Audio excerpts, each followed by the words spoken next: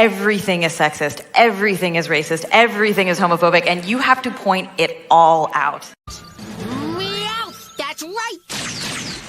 All right, it is Saturday night, and we are ready to rock on. Folks, my name is Marvin, and I am the Movie Monster, and welcome to a special episode of Tooney Talk TV, where we are celebrating here, and we are celebrating with major thanks to you guys, the audience, because thanks to you, in just 3 weeks, this channel has been fully monetized on YouTube, becoming an official YouTube partner. You can tell by the fact that you're able to super chat now. And by the way, get your super chats in to be a part of the show. Have your comments and questions read aloud on the air. But of course, folks, I am not doing this by myself tonight. I am not flying solo. As always, I've got my co-pilot, the Chewie to my Han Solo.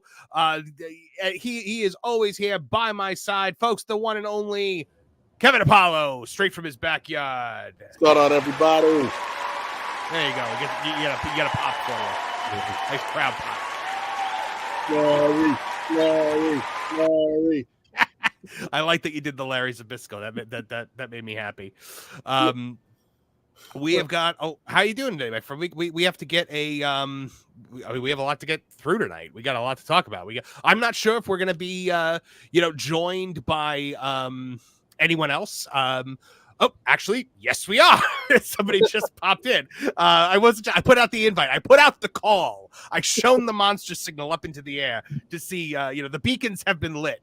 And Gondor has called for aid. And answering the aid from that Park place, the one and only Mr. Martin Stone. My bro Hiram. Bro, I like that. Oh my God, can we call ourselves that? Like, this just showed us being the bro Hiram, because I really like that. That made me happy because it kind of almost makes me Theoden King. And I always aspire in all things to be Theoden King. All right, Martin, how are you doing this week, my friend? I'm doing really well. I'm not monetized, so you must be doing better. We're doing all right. We are doing. I was very, very pleased, very, very happy that we managed to hit the mark. I had set a 6-month goal for myself, like as a long shot, and we hit it in 3 weeks. So I'm very, very excited and happy to be a part, to be celebrating this tonight. And yeah. Well, congratulations. I'm happy to be here to celebrate it with you. Thank you, Martin. Thank you so much. But tonight, while we celebrate, we are going to have to bash a few things because the world of entertainment is putrid and rotten to its very core, and we are here to point it out and laugh at it and try to make your pain a little bit less through the power of mockery. So we got a couple super chats to get to right away. John JID 999, our good friend, checking in, says Wheel of You versus Daniel Garcia for an hour would be more interesting than this show. I believe he means the Acolyte. Been waiting for that little beaver to go. He's so annoying. I'd love to pay Bill Watts to go on set and yell at people. Could you imagine Bill Watts on the set of the Acolyte? He'd have nothing to talk to anybody about. What am I doing here? But I believe the little beaver he's talking about is Emmett Otter of Emmett Otter's Jug Band Christmas with the they them pronouns. The little weird thing. Every time he comes on screen, I'm just like, ain't no hole in a washtub. Thank you very much, John. Denisha Lane says, Marvin, congrats on getting well, we got, I think it's a typo. We got monetized. Don't congratulate me on getting demonetized yet. That'll come once we let Kevin Apollo off on a live mic. You deserve this. You deserve this. Many more subscribers. We love you. Support your hard work. Keep on going. Thank you so much. I love you guys. You guys are the monster movement that makes this entire thing move. So tonight, we're obviously going to start with the Acolyte. We are going to take a detour over to DC to talk a bit about Superman and the fact that what? I filmed my video. Did you? I filmed my reaction video. I will send it tomorrow. Okay, well that because it needs to be discussed. But we are going to start having Kevin Apollo solo videos here on Tooney Talk TV. So those will they'll have a little special introduction from me, and then you'll get Kevin Apollo's just unfiltered thoughts. Well, filtered through me. If he says anything too terrible, I'm gonna have to cut it because my good friend here, has a ready fire aim mechanism. But yes, very excited about that. Martin, how are you? Have you been watching the Acolyte? Are you caught up on it? Are you current? Yeah, I'm caught up. I thought episode 5 was the best they've done so far.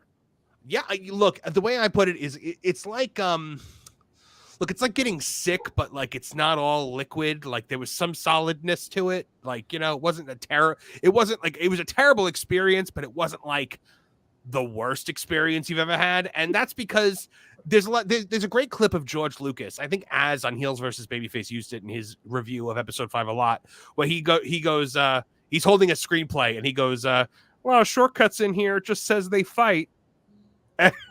And that's basically what the script was. It was line, they fight for like 3 pages. And then people evidently weren't fighting because they show up later, even though everybody's dead, and the cinematography is not bizarre. The Jedi in the first scene when you're watching through the trees, I've noticed that, and this is going to be in my episodes 4 and 5 review coming within the next couple of days. People are literally swinging their lightsabers at nothing. Oh, the Jedi rave. Yeah.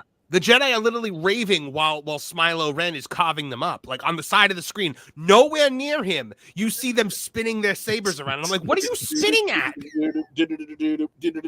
I don't. Wow. The fact that, look, lightsaber combat is one of my... It is a thing that I am very passionate about. It's a thing I'm a huge fan of. The prequel era lightsaber fights are poetry. They're poetry in motion. The fact that people, I'm assuming a lot of bots, but people are saying that the fights that we saw on this episode are better than Obi-Wan and Qui-Gon versus Darth Maul. Oh, no. Or on par with Anakin versus Obi-Wan. I'm like, what are you on? That person cannot, those people can't breathe on their own. They don't have proper brain function. Oh my God. Well, yeah, because they're bots. Oh my God. Martin, did you see people saying that? When the episode was on, I was thinking about how back in the day when everybody was making Western TV shows, all the different studios had their Western backlots, right? And they'd redress it to be Dodge City this week, and then next week it's Silver City, that kind of thing. Yeah. Why doesn't Disney have a combat academy that's just constantly running, teaching actors to fight? Because you see Ahsoka, and everything's so slow and weird, and there's like spinning for no reason. And like, why is there not a Jedi Combat Academy? Yeah, it just makes I sense. know. I agree.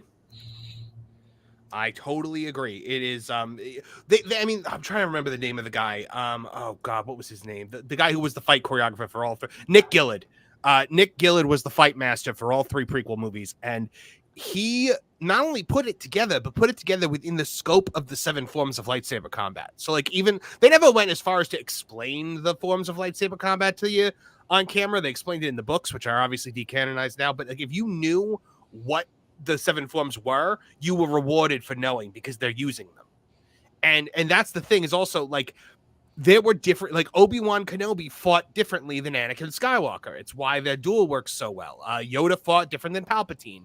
Dooku fought different than Anakin.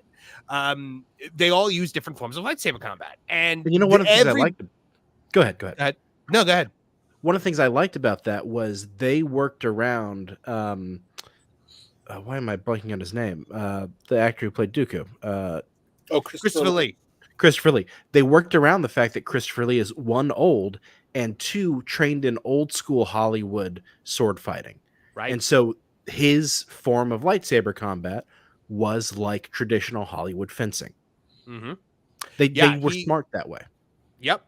Count Dooku used Form 2, Makashi, which is a very elegant fencing style that is built for lightsaber on lightsaber combat, which was not a style that a lot of people used anymore because since the Sith had been extinct for a millennium, they no longer, well, apparently, there was no longer a lot of need for lightsaber on lightsaber combat.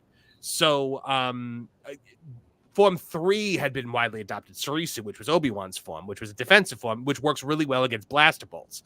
But hold on, folks. Before I geek out anymore about lightsaber combat, the one and only from that from that game place, my compatriot over there, the one and only Nolan Thunder. There he is.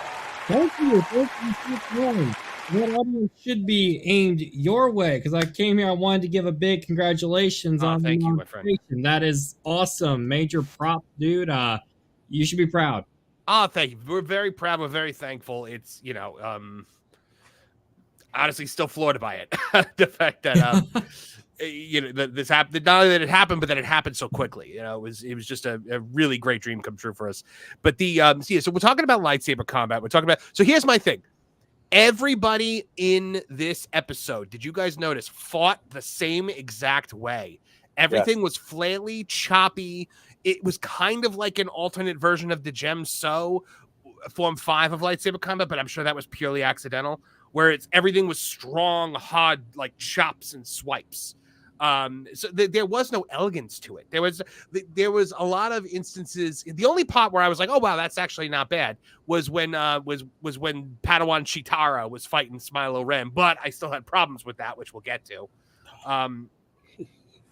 It surprises me because you think lightsaber combat in everything Disney has ever done with, being against anything like pretty much eradicating Slave Leia, eradicating the original trilogy, anything that could be too masculine or too feminine or anything, Disney is political wise. You think the fights, would at least still be pretty decent. There are laser swords in space.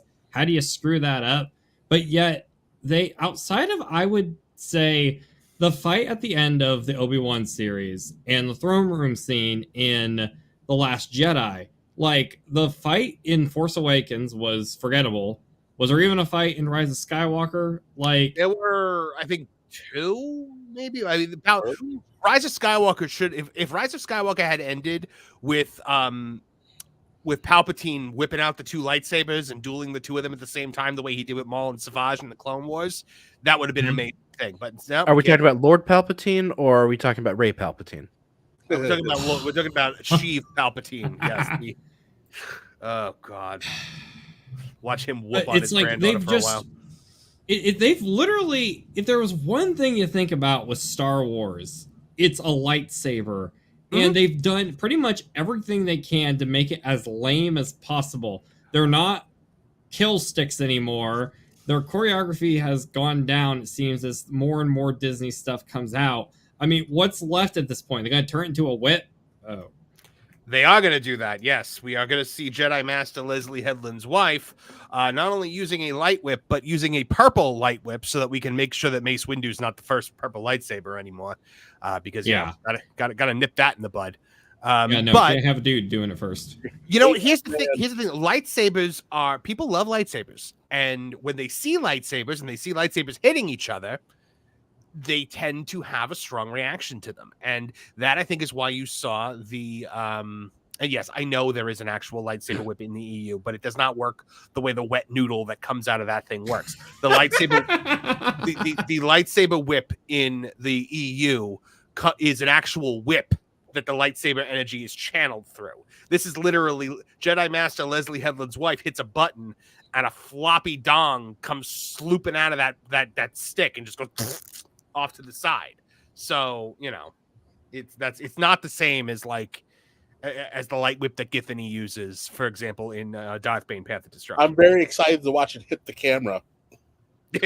I'm just excited that we have a flaccid, non-threatening lightsaber for once. We can all finally feel comfortable in the presence of lightsabers, finally. That Because, sums up the Disney era of Star Wars. It's become a flaccid lightsaber. It is. Yes, that it is so apropos. The floppy lightsaber, but so the combat's going on. We start off the episode, and clearly, the last episode, remember, gloriously nothing happened other than a moth attacked them for 1 second, and we had to explain to the audience that moths are attracted to light. Now, when we pick back up, things have clearly happened. Like, the ground is scorched, everyone's scattered, and I'm like, so something finally happened, and now there's not, we don't see it. We see Smilo Ren through the trees fighting like 4 Jedi at a time, right? Now, keep in mind, he's fighting 4 full-on Jedi right now and killing them. A lot of people were very confused by the fact that he's like punching and headbutting the lightsabers and they're extinguishing. That's because, and this is a EU thing, it's called cortosis, and it's a special metal that if it comes in contact with the lightsaber blade, extinguishes it. I believe in the original EU, I'm gonna have to check with Lorne on this one, Lorne Connor. It was just they could deflect the lightsaber blade, but now in like current continuity, it can actually like short it out. Well, but we need to make sure that instead of explaining and using things logically, it's just easier to give them video game powers. Well, and yeah, that's the thing. They didn't explain it. Go ahead, Martin. That's got to be the most valuable mineral in the universe to like. Was it Dark Sun? Is that the criminal organization? Black Sun. Black Sun. Yeah. Like, why have we not seen it before? I know it's in the EU and it's relatively rare, but what I'm saying is, like, Darth Maul probably should have had gauntlets made of the stuff. Yeah, probably. You'd think the Sith would have invested in this for a while. But no, it's they didn't explain what cortosis was. Nobody had a line like his helmet's made of cortosis. It shorts out lightsaber blades. Watch out for it or something like that. We learned last week, it was explained to us that moths are attracted to light. But this week, Leslie did not feel it appropriate to explain to us that what cortosis is. I can't with how horribly the show is written. And then, of course, how does that happen when every piece of dialogue is exposition? You think they would throw that in there? Well, and there was so much in this episode. Like, where's Padawan Chitara? Where's Jedi Master Squid Game? Where the heck are they? This entire time that this fight is happening in the beginning, they're nowhere. They're just Marvin, nowhere. you have the best nicknames for this show, by the way. Oh, thank you. The best nicknames. So, yes, we have Jedi Master Squid Game. We have Padawan Chitara. We have Mama Yes. We have Mama Horny. We have Mary Kate. We have Oshley. We the twins, Mary Kate and Oshley. Those are my favorite. We've got Jedi Knight Superfan, because he was the one that said that Anakin Skywalker destroyed the whole Death Star. And I'm sure I'll name more as we go along. And Emmett Otter, now we have Emmett Otter's Drug Ban Christmas. You wouldn't be able to do this because of copyright and stuff, but I would love like one of those older like YouTube song parodies, where you take footage from the show, but you edit the text underneath it, starring Jedi Master Mama Ya.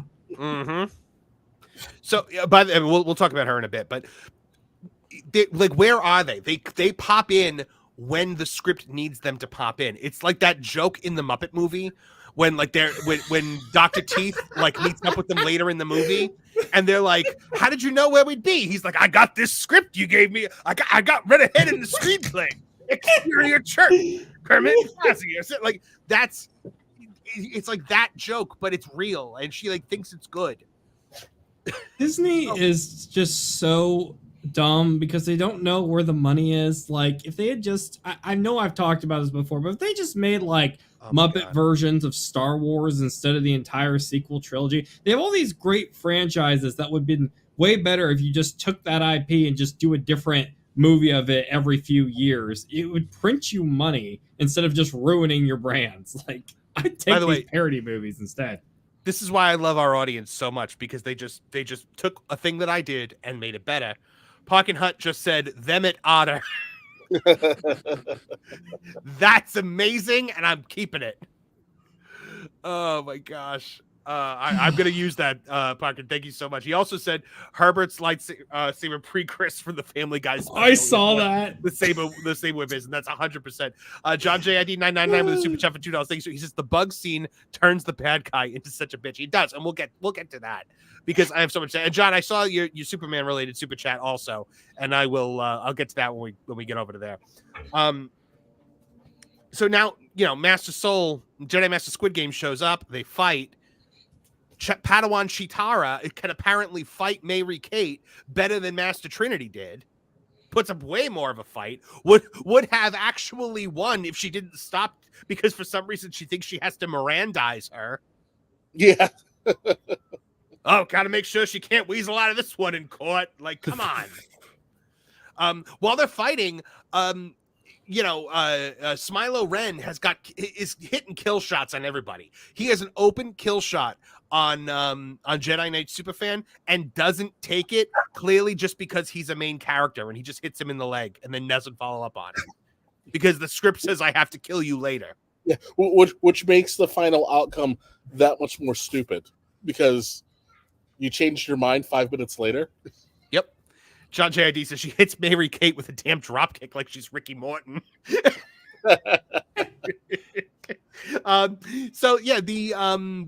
So that, and then she fights Smilo Ren.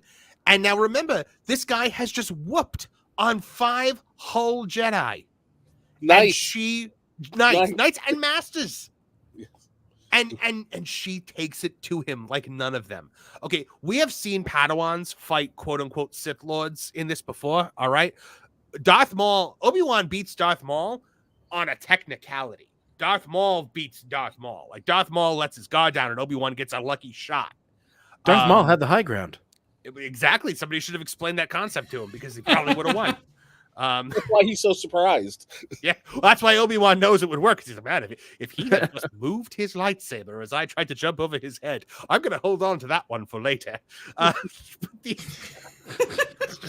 like to think that deep down, there's like somewhere deep in the archives, like the secret section. The truth is actually that the lower ground is actually better, but Obi-Wan played psychological warfare with Anakin. He knew he had screwed up. So he's like, I know I did with the Maul. It's over, Anakin. I have the high ground. Yeah, totally. I have the advantage. Uh-huh. And Anakin's like, I've heard this story before. I know what to do here. Oh, you poor deluded fool. Jedi mind trick, baby. If I say up, he'll say down. So I'm just gonna. I know exactly what to do. Anakin, I have the high ground. Anakin knows the power of the height advantages. He just dealt with those younglings. Exactly. Oh no. Oh my god. And then Kevin and I have talked about this in the past, just like one-on-one, but could you just imagine the misery of Anakin Skywalker as he's bursting into flames? Because not only has he lost his limbs, not only is he on fire, but Obi-Wan is lecturing him. Like, the one thing he hates more than is, you are the chosen one. I am on fire. And whose fault is that, Anakin? We've been over this 1,000 times. I hate you. You can hate me all you want, Anakin. It doesn't make me less right. But the fire somehow isn't hitting his eardrums. It's hitting every other part of his body except his ears. Obi-Wan's literally using the Force to keep it away from his eardrums for now because he's like, he has to hear this. If he doesn't hear it, he won't learn. And you've dropped your lightsaber again. How many times have we gone through this exercise, Anakin? This weapon is your life. Clearly, look, you don't have your life no more. How many times have I told you that, Anakin? I'll answer that for you because you're burning to death. Clearly, one time less than we needed to. Can I just have some gauze? Do you have any ointments? Gauze is for winners. Oh, God. Acta is for closers. Yep. Oh, Anakin, oh, Lord, now you've got no legs. You've got no legs. We're going to call you Darth Matt now, is what you call a man with no arms and no... I'm stealing that joke from Robot Chicken. Never mind. I just realized they made that joke first. I'm picturing Obi-Wan back at the ship drinking that one alcoholic beverage. What was the one they were editing into all the commercials there? Came from that one country where they would advertise the beer within Star Wars. What was the name of that drink? That clip. I don't know the brand, but yeah, that was a really innovative way of doing that. Yes, I'm just picturing him drinking that back at the ship. Ah, refreshing. Oh my God. This is all this barbecue's making me thirsty. Okay, you didn't stop that before I die of laughter. Padme's sitting there like, Obi-Wan, is someone cooking pork? Well, a pig did get roasted today, Padme, but let's get you to a doctor, shall we? Just Obi-Wan while they're sitting there and Paulus Massa and Padme's dying, like, what do you mean she's lost the will to live? Get in there and give that woman some CPR. I'm not sure if she lost the will to live because of Anakin's betrayal, or the fact that she was mortified by the fact that he made Anakin a barbecue. You know, Luke, your father was a great friend, and he used this lightsaber to kill so many people. I want you to have it.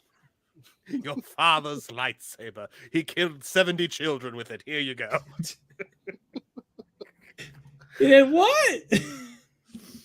Oh man, Omega Studios for $10. Thank you so much. Says would have been much more impactful for the Padawan to be purposely left alive to last to make her watch all her mentors die. But no, let's make the mentors die first, only because they were weaker.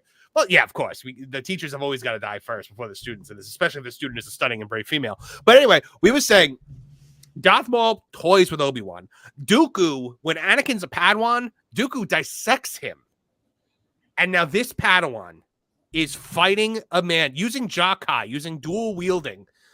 When Anakin tried to use Jakai against Dooku, Dooku was like, please, and just like got rid of it in the first 10 seconds of him trying to work with it. Yes, I love that about Attack of the Clones, where he literally tries that for a few seconds. Dooku's like, cool. Psh. And it's like, we need more of that in these movies. No, so not only does she do that, this helmet that he has been headbutting lightsabers out with, she busts open off his head by just hitting it 3 times with the hilt of a lightsaber. How strong are those hilts? No, she hit the open button. He's drunk. Oh, okay, that would be. I could see like a Dexter's Lab episode where that would happen. Okay, that is actually kind of hilarious. Like she's Dee Dee. Dee Dee. My Cortos's helmet, Dee Dee. Hey, once that helmet's off, why doesn't Soul get in his head? Like he says I is know. the reason he won't take the helmet off? I know, yeah, because he's Magneto. Like, this dorky-looking helmet's gonna protect me from the real bad guys. Since when did they get the Magneto Juggernaut helmet? Yeah.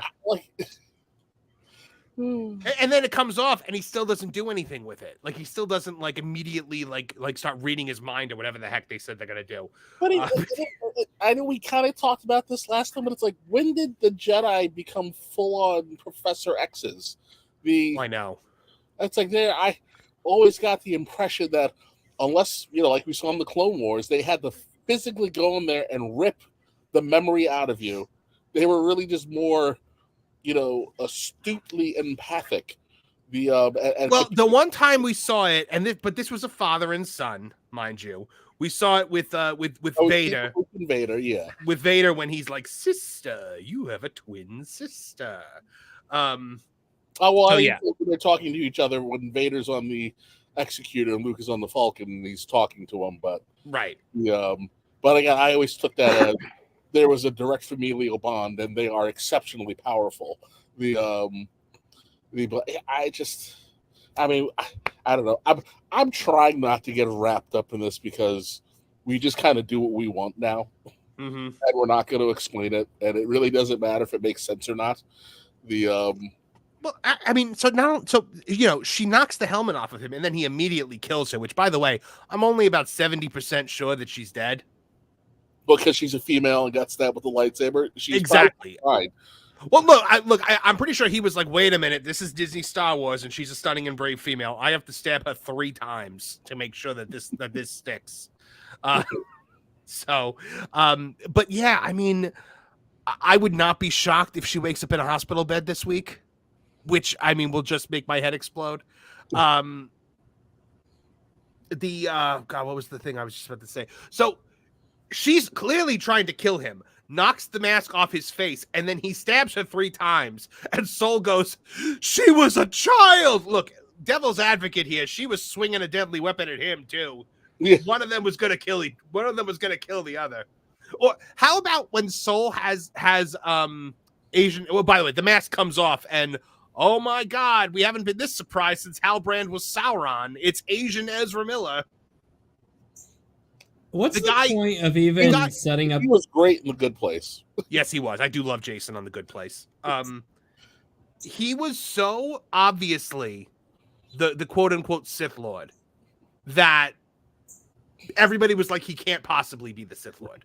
It would have been less obvious if they just had him twisting his mustache. I know.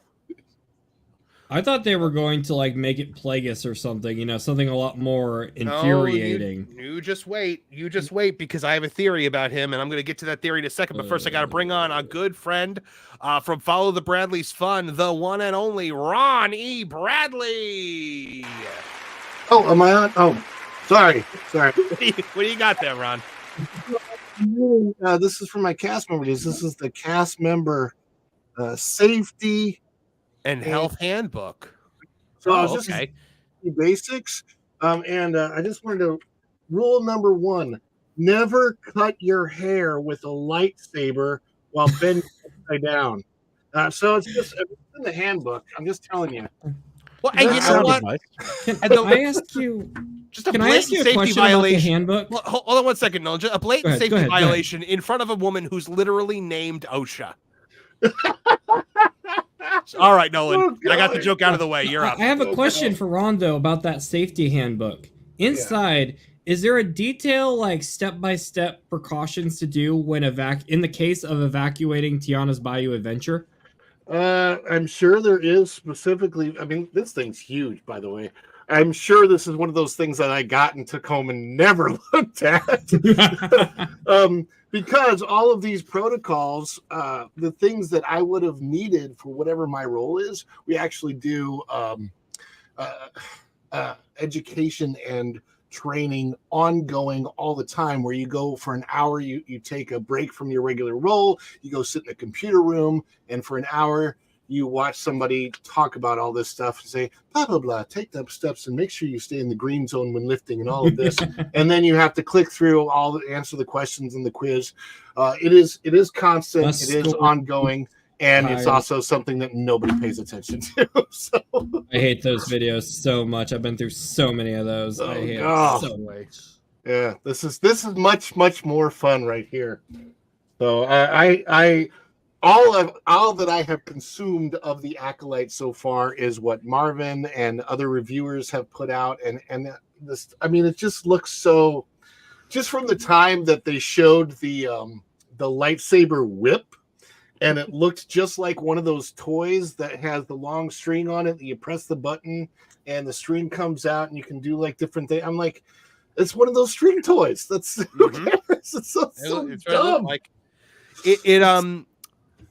my theory about Asian Ezra Miller, by the way, he is not. So here's the thing: he was maybe the one thing that everyone this week was kind of like, you know what? He was kind of cool. He was kind of badass. I kind of want to learn more about him. I want to know more about like who he is, what he's doing, where he comes from. Unfortunately, let me see if I can find the article that I have here. Well, you're finding that. I got to tell you something. Congratulations! Oh, thank you so much. That's what I came in here for. By the way, my other camera, my better camera, is occupied, so I'm just using my regular webcam. I apologize for the ghost look here. You're coming in loud and clear to me. All right, so yeah, everybody's like, I want to learn more about this guy. Well, Acolyte showrunner Leslie Headland says you're not really going to learn much more about Asian Ezra Miller's background moving forward. Like what? Is his name pronounced Quimir? I don't know because I've only ever called him Asian Ezra Miller. The only reason I asked is it sounds like they're literally putting the name Quimir, like the way you say that. It's like they talked about putting queer content 50%, and I'm like, so she said they just named him that. She said because it's Oshley's story, you don't know much about the stranger's background, and you're not really going to learn much about it. But there are a bunch of things in episode 6 and episode 8 that are really big clues as to why he is the way he is and the philosophy. Like, whatever. I'll tell you why. It's because he's not a real person. He's a fog cloud, like in Ahsoka. He is being controlled by one of the two lesbian witch mommies. That is, I'm 100% on that. I think. I'd be shocked if they didn't go that direction because the things he's saying, where he was like, "I just want to use my power the way I want to use it." It's like that is the. It's not about right and wrong. It's about power and who is allowed to use it. Like that. It's so painfully obvious that she's pulling the strings behind this. Oh god. And some of his lines sound a little like when you're like, I'm not going to use your pronouns because you're obviously a dude. And are you saying I don't exist? A lot of his lines were kind of like that, right? This is my identity. The Jedi don't want me to exist. Like, 100%. Yeah, 100%. And it's all just like it's all lesbian witch mountain. Like it's all straight from there. So are we getting to the point where we have to say that Kiadi Mundi is Darth Plagueis? Oh god, no. At this point, you might as well. Because hear me out on this. Soul just heard a guy say, the Jedi might call me a Sith. And Kiadi Mundi, 700 years later is all, we haven't heard about the Sith in 1,000 years. Well, if somehow, some way, Kiadi Mundi never talks to, Soul never speaks to another Jedi again, then they could save this. But, because like Darth Maul in the EU encounters Jedi here and there. He fights a Padawan at one point. Here's the thing, though. They never live to tell anyone about it. That's the one where like racing through the understreets of Coruscant and they all die except for the ones that are like frozen in carbonite and stuff like that. Yep. Yeah. Darth Maul Shadowhunter. It's a good book. It's a very good book. Oh gosh. So and then we get to we get Soul Jedi Master Squid Games has got Smilo Ren dead to rights at one point, about to kill him, and Osha's like, no, why? Why are we stopping this from happening? Because the script demands him to continue on. That's it. Well, because the Jedi operate like the San Francisco Police Department.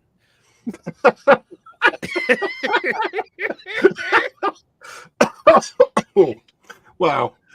It killed me because I'm like, he's killed. So they're like, you can't attack him. He's unarmed. He's a freaking dark side user. He's not unarmed. Isn't that the same nonsense though Disney tried to pull in the Falcon and Winter Soldier when new Captain America kills that guy? They say he's unarmed, but the guy's a super soldier. Yeah, he's not unarmed. He is a weapon. Right. The Captain America Winter Soldier is we villainize this nice man who's literally just accepted a job that he was offered as if he's the devil because he's not Sam Wilson. I'm like, really? This is like a decorated war hero. He's not done anything wrong. And he's super respectful of his elders and higher ranking people. Super respectful of everybody. Yes, he kills an enemy combatant after they've like blown up a hospital. So I don't see the problem here. But then again, I only watched that show one time. But you got to do better, Senator. That's why he is the villain. It's because he was respectful of his elders and respected a chain of command. Right. Good Lord. I mean, yeah. So then we get the scene where Oshley literally like the equivalent of sacrifices her dog by attaching her little droid to the back of Smilo Ren and has the moths carry him off. Like they've treated this thing like it's her dog the entire time, right? Like it is the equivalent of you took your little purse dog and threw it at the enemy to achieve victory here, which is disgusting. Oh, over a decade now, we've only had one good Star Wars villain. Villain in Moff Gideon. Like, these villains suck. Yeah, They do. They do. And the other thing is, remember when they're walking through the they're walking through the I see. I will I'll get to our next panelist in a second. They're walking through the forest, and we don't see any of the bugs anymore. And she's just like, "Oh, put out that light." And Superfan is like, "Why?" It's like, "You were there. You were there in that forest when the giant bug attacked, and we explained that it was attracted to the light. Your only purpose here is to exist, to be bossed around by women and told you're wrong and made to look like a goof." And you know what? I was thinking to myself, it's going to be amazing if, like, he's eventually going to have this moment where he bonds with Oshley, where, like, he has this redemption moment where he views her as an equal, where he says, like, the "I respect you" thing. Nope. Break his neck. That's it. Goodbye. What a pointless, ridiculous character. Yeah. What was the point of him? And was he not there when Soul killed the thing with the lightsaber and they already explained the thing about the light attracting them? He was there, right? Yeah. It's like she forgot what she wrote. Probably did. Yeah. She was trained by a person who trained her to have to forget a lot of things, if you know what I'm talking about. Very true. Oh my goodness. So yeah, we do have another panelist joining us very briefly.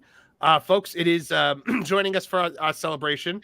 The son of our good friend Dis from Maxed Out Media. Ladies and gentlemen, please welcome Max. Max. Welcome. Max. Whoa. Hello, Max. Welcome to the show. Howdy. So How's it going? I heard about how you got monetized. I heard you got monetized to something. We did. Well, That is a thing that's happened. Good job. Oh, thank you very much, Max. You and your dad have been kicking butt over on your channel, Maxed Out Media, examining lost media, and I've been a huge fan of it. I thought you did a really great job doing the voiceovers in your last video about the WWE video game, and I'd love to hear more of it. And but I also understand you guys went to see Kung Fu Panda 4 recently. Wanted to see if you had a little review for us. Yeah. So All right, lay it on me. I didn't really okay, basically the movie was pretty cool. I didn't really watch the other movies, I didn't really get as much, but I mean, I still did like the movie. Okay. I'm glad it was good. I have not seen it. The trailers didn't really interest me. I like the other ones. I mean, I saw the first two. I haven't seen the third one. But I really liked the Kung Fu Panda Legends of Awesomeness show that they had on Nickelodeon. I thought that was a cool and they got a guy that played Poe sounded exactly like Jack Black, so I liked it a lot. And you got to explore more of the five. The five weren't even in this, right, Max? There was no Tigress, no Mantis, none of them, right? Well, are they in it? There was one part where all of the previous guys was brought back just to feed to the one main villain's power. So they bumped and fed for him then. Okay, Max. Big question here. Favorite wrestler currently? Well, obviously Cody Rhodes, but oh yeah. Besides Cody, let's say besides Cody Rhodes, because we all know he's everybody's favorite. Well, I mean, it's a lot. Honestly, I really, really like Dragunov. Okay, I like Dragunov as well. Otis, and I used to love Shinsuke. Nakamura. Yeah, yeah. Yeah. He's pretty cool. I like him. I like the promos that he does. All right, that's pretty cool. Best match you've ever seen? Well, it's kind of hard to pick one. Give me a top 3. Well, obviously there's WrestleMania 40 Cody versus Roman. That was a great match.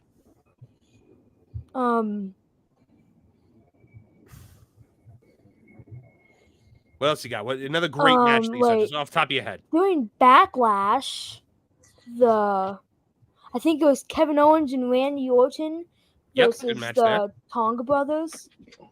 Good match. Yep, good match there. That was personally an awesome one. And What Sean Taker the one you just watched? oh yeah, I just recently watched Shawn Michaels and Undertaker. That's the first Heck in a Cell ever, and I thought that was awesome. Oh, okay. Oh, I thought you were going to say WrestleMania 25. And here you are saying the Hell in a Cell. That's great.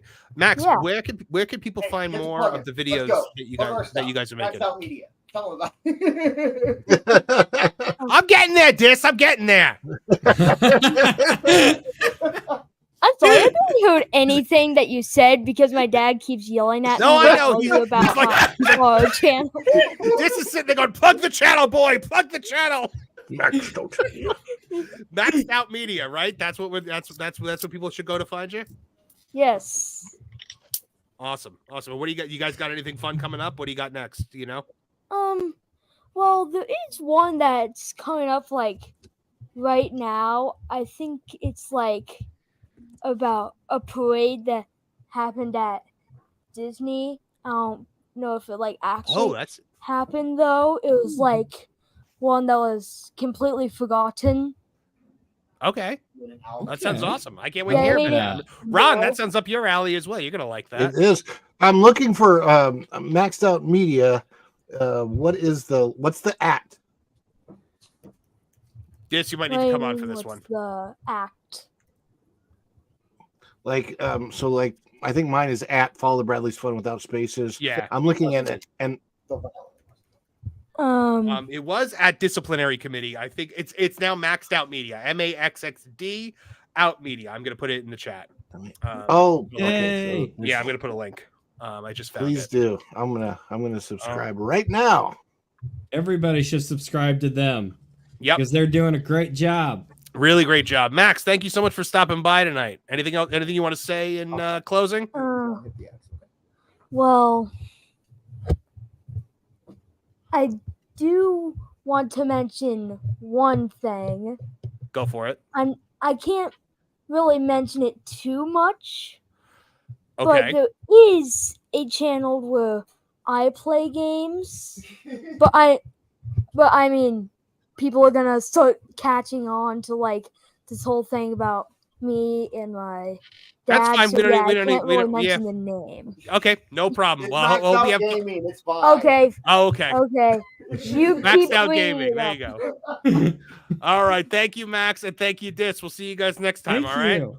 All right. See you guys. That was adorable. Yeah. Kevin Apollo has left apparently to fight a bear. I'm not kidding. I'm not. Does he have kidding. like I was wondering if there was like a backstory. Do you know about him like having to fend like off a bear to protect his family? Like, is this like a thing? We saw a bear in our backyard the other day. Like, I don't know what's going on with I bears, know- but they're seriously here in Florida, Orlando. Is this the bear with whom women would rather be in the woods than with a man? Yes, I believe it is that exact bear. But like, it actually, we found out as we were talking about that exact thing. But so Kevin Apollo told me that there was a bear, like there was a kid and there was a bear like coming out of the woods, and he like honked his horn and like drove the car at the bear and was like, "Get out of the way, kid! I'll hit it if I have to." And now there's apparently a bear that's been like messing with it, like on his property a lot, and he literally just in our private chat dropped a thing saying, "Be right back. I hear that MF and bear." So I'm like, are you fighting the bear right now? He might not. If he never comes, like, what if the bear like kills him? Like, what if like that's it? Like, we're done. Like, Kevin Apollo's gone now. What if the bear walks up to the camera and stuff? Like, we'll be in a very different kind of the bear YouTube comes video. back. The bear comes back wearing the tank top and puts the microphone. My money's on Kevin coming back with a bear skin. If he comes back, I would agree. if he comes back wearing like a bear skin with like that, like the head is like the helmet. Oh my god, I would die. It's like, hey guys, how's it going? He just comes back eating the bear's leg like a turkey leg. Look, if there's any, in the battle of Kevin Apollo versus Bear, I don't know who I pick in that one. I would pay good money to watch that fight. Marvin, he lived. Oh, is he back? Little bitch. Did you get him? I got that bastard. good for you. Okay, I need so much details on Context. The bear. All right. We were assuming you were fighting a bear and you were gonna come back with a bear skin. Or that the bear was going to come back wearing your tank top. I would choke that MFR out. So today should have been a very easy day for me. My wife decided she was going to go to the Jersey Shore with the kids very early in the morning. I'm like, oh my god, I almost have the house to myself. So I'm like, it's going to be a nice easy day. 9:30, I get a phone call. There's a bear in the front yard. He's eating the garbage. I run outside. I open the door. The dogs start barking like, you fuckers are like 15 minutes late to the party. So I'm yelling at the bear. I have a neighbor across the street who probably thinks I'm a lunatic because I'm just in a black robe screaming, get the fuck off my driveway. And I'm like, no, there's a bear there. There's a bear. And he's like, why are you so close to the bear? And they're like, I don't want to have to clean this up because he's gotten me 4 times this week. Oh, God. So it was a black bear, right? Because I assume it wasn't a grizzly. No, there's no grizzly. There's no grizzly bears up there. Okay, good. Yeah. So, like, he's just kind of looking at me, taunting me as he eats my garbage. They like poops, and then nonchalantly walks away. Oh, he dropped a deuce on your lawn, like in front of you, like in mockery of your. Absolutely. The promo you were very clear. Is it the same bear that you drove your car at? No, it's different. This one's younger. Okay. Oh, that it doesn't know yet. It doesn't. It has not learned the ways of the world and not to mess with Kevin Apollo yet. You tried to run a bear over. How have I not heard about this till now? Last summer, at the end of my street, there's like this super gigantic house, and there was a kid who was walking down because like we live. There's like a lake at the bottom of our hill. So I guess I'm assuming he had to be walking down, and he's like right by the entrance. What the hell is that? Is there a bug? Is that like a bug zapper or something? It's a bug zapper, and the world's largest moth is made of. Was it a trap? Oh, it was one of the moths from the Acolyte. Topical. Oh, he's walking down, and I'm driving down my street, and I see the bear. And then I see the kid, and like he's petrified. He doesn't know what to do. They're like less than 10 feet away from each other. So I just stepped on the gas and aimed my Durango at it, got in between them, jumped out of the car, started yelling at the bear to leave. Did you jump out of the vehicle, kind of like doing like the superhero thing? Like, yeah! It was a little more TJ Hooker. Hero. I made the kid get in my car, and then we stared at each other until the bear left. Wow. That has got Doctor Who Matt Smith, like, in other words, run, like cutting the promo on the aliens until they run away energy, and I'm here for it. So now bear number 2. You said you heard the bear was back. What did you just go do? So he hit me 3 other times today. He keeps knocking over my garbage and eating it. I don't know what's left in there for him to eat because he's eating everything. I really think he's just fucking with me. Yeah, at this point, it's personal. I cleaned it up twice. went to the gym, came home, and the garbage was ever like, "You've been here all day. Eat someone else's garbage." Hey, boo boo. Dude, how are you not like The garbage of the rest of the neighborhood is just pristine. It's fine. It's only me. Let's go messing with the Kevin. Boo boo, come on. Yogi Bear. How are you not like a famous like? Yogi. How are you? I don't know, Yogi. Kevin looks pretty big. I don't know if we should mess with him. Come on, boo boo. We gotta go. How are you not like a famous like workout channel or something like that? Because you would have it on all those people saying you're like, yeah, I'm the toughest fitness guy out there. You're like, yeah, I fought a bear and saved a kid the other day. Boo boo! Look at the size of him. There's got to be some protein in. That garbage can is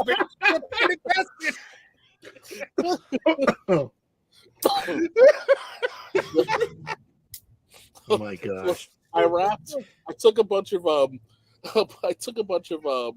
carabiners and looped them around the handle to the shed so that he couldn't open it, and I just hear like this loud thumping. So I took my stupid bear horn, which is really just like, I really think it's a summoning clown somewhere to attack someone.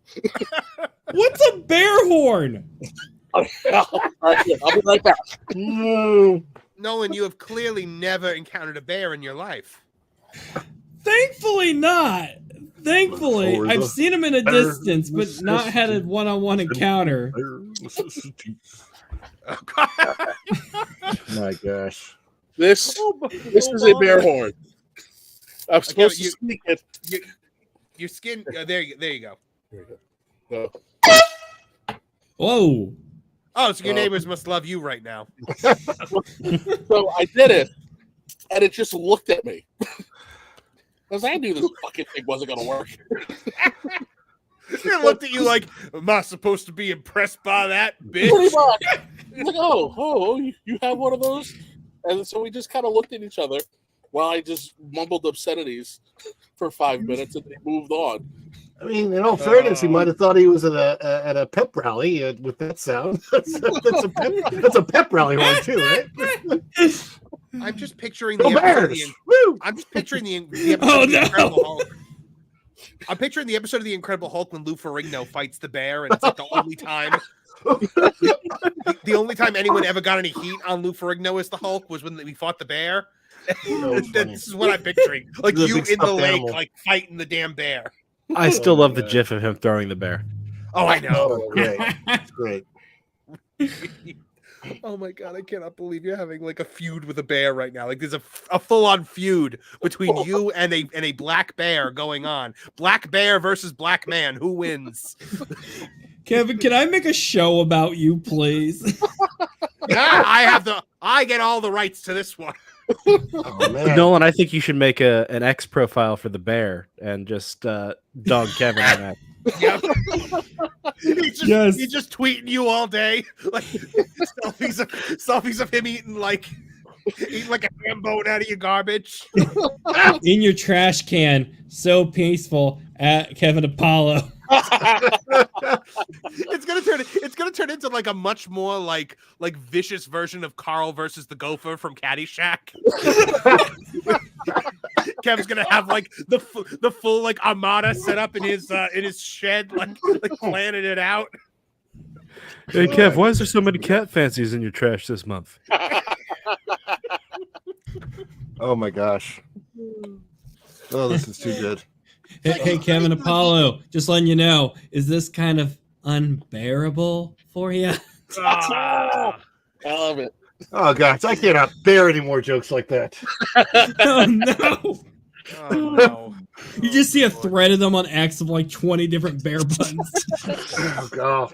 No, we are just lucky that Lou Wasserman's ghost is not here right now because the Oh, bear. God. Oh, Oh god.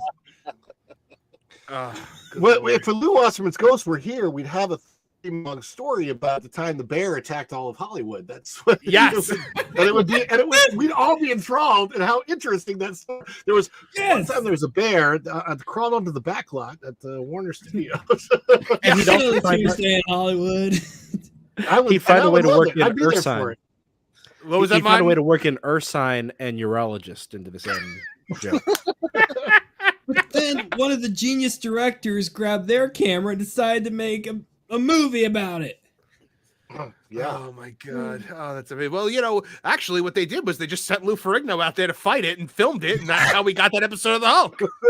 There you go. A lot of people don't know this, but it was actually Anne Bancroft who was the one who threw the bear.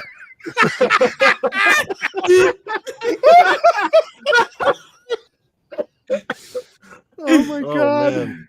I need to see this episode of the Hollywood Backlot with Lou and you stat.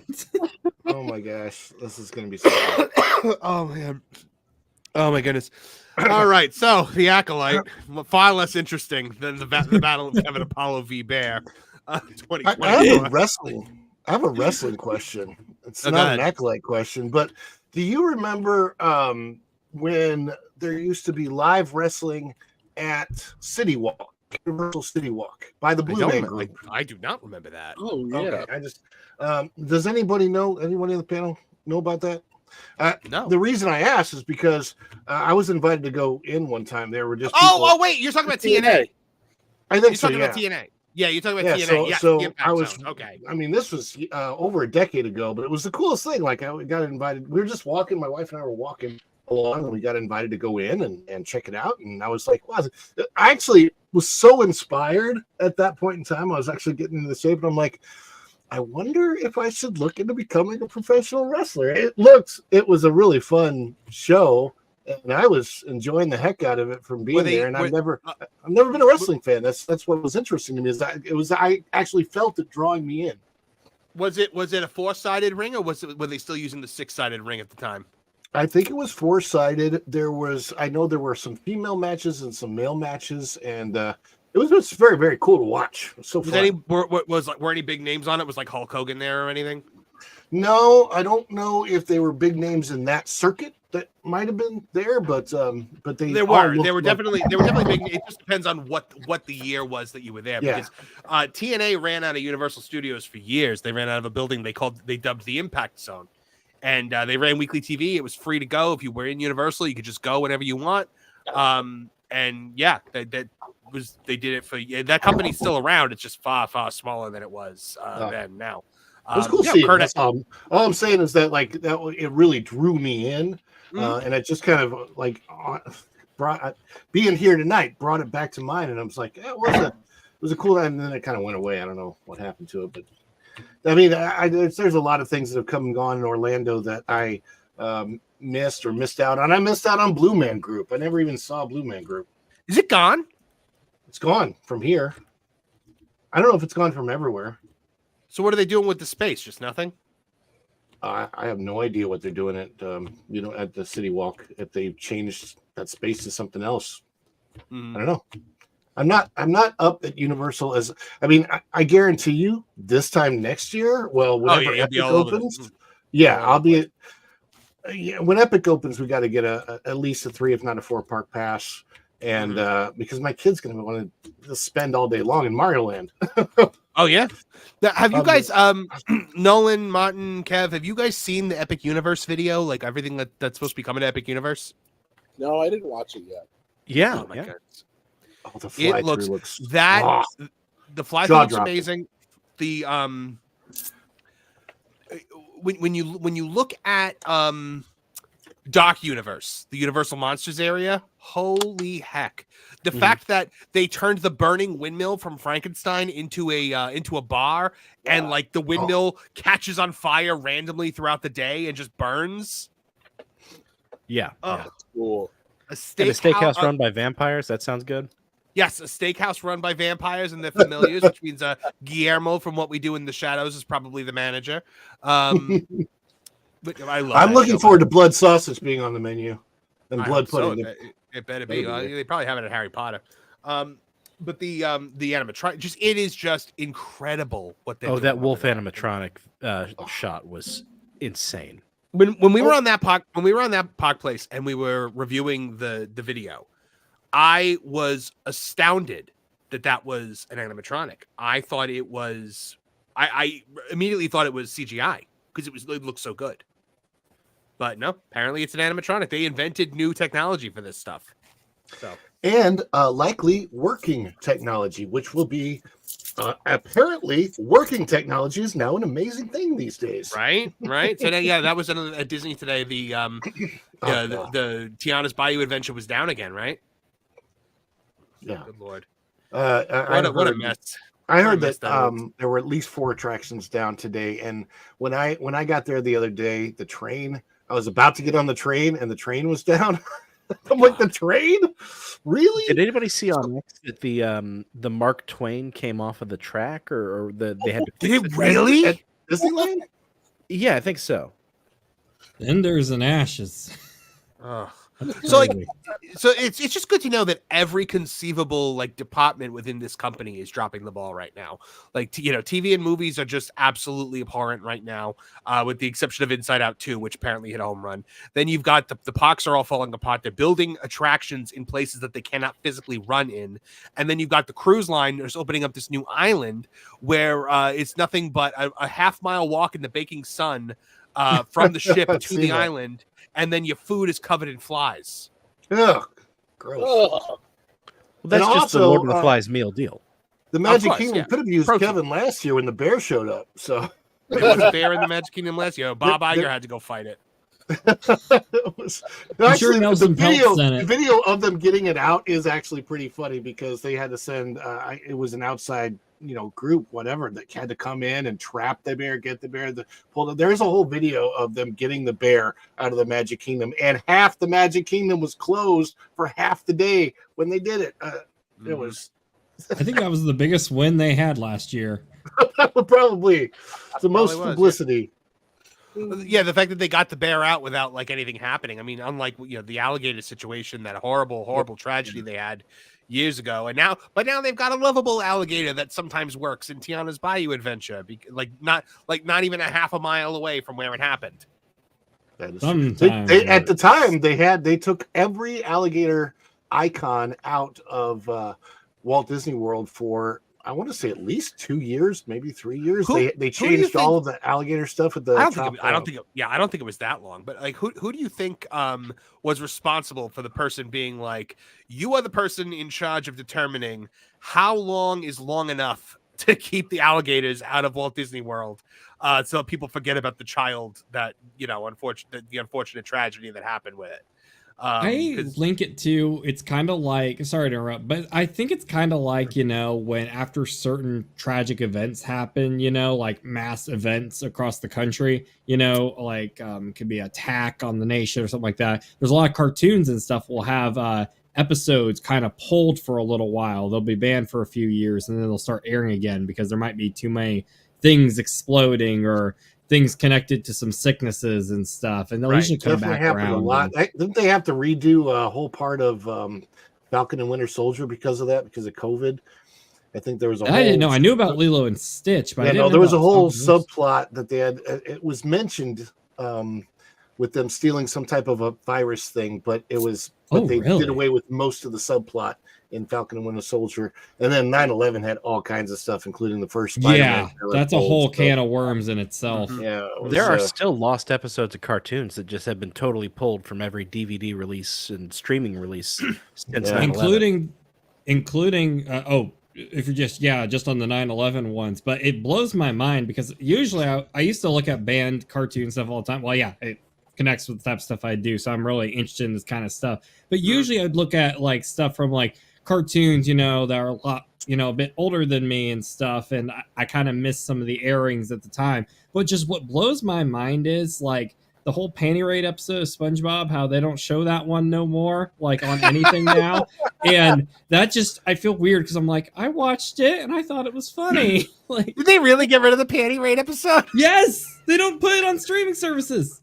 How much of The Simpsons has been edited on Disney Plus? That's what I mean. I don't really watch it on there, but I'm just wondering. I would think they would have edited a lot for Disney Plus. Didn't they completely take out the Michael Jackson episode? Did they? I thought they pulled it at least for a while. Oh, that'd be interesting. And Family Guy now is through Hulu, means Family Guy is on Disney Plus now. So I wonder if they pulled the When You Wish Upon a Weinstein episode, or the I'm just a prime night dumpster baby, all that kind of stuff.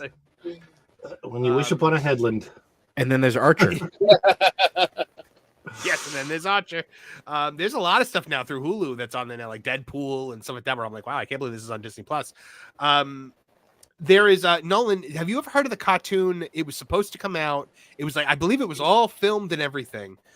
It was supposed to be, and I heard about this on an interview on Pod Meets World, because I believe the girl that played she did a guest spot on Boy Meets World, but she was Stephanie Tanner's like bad influence friend on Full House. Yeah. She was supposed to be the voice of one of them. I think it was her. If not, it was somebody else. It was another guest star that was talking about it. The cartoon was supposed to be about Siegfried and Roy's tigers. Oh, and like their adventures that they go on. And they recorded the whole show. And right before the show was going to come out, like there was like promo material and everything. That was when one of the tigers like mauled Roy. They had to pull the show. Look into this, Nolan, because this is a thing I think you would like. Totally. Yeah, no, I'm doing a deep dive of that tonight. I mean, not that you would like that the tiger mauled somebody, but like the fact that they made this whole show and it never saw the light of day.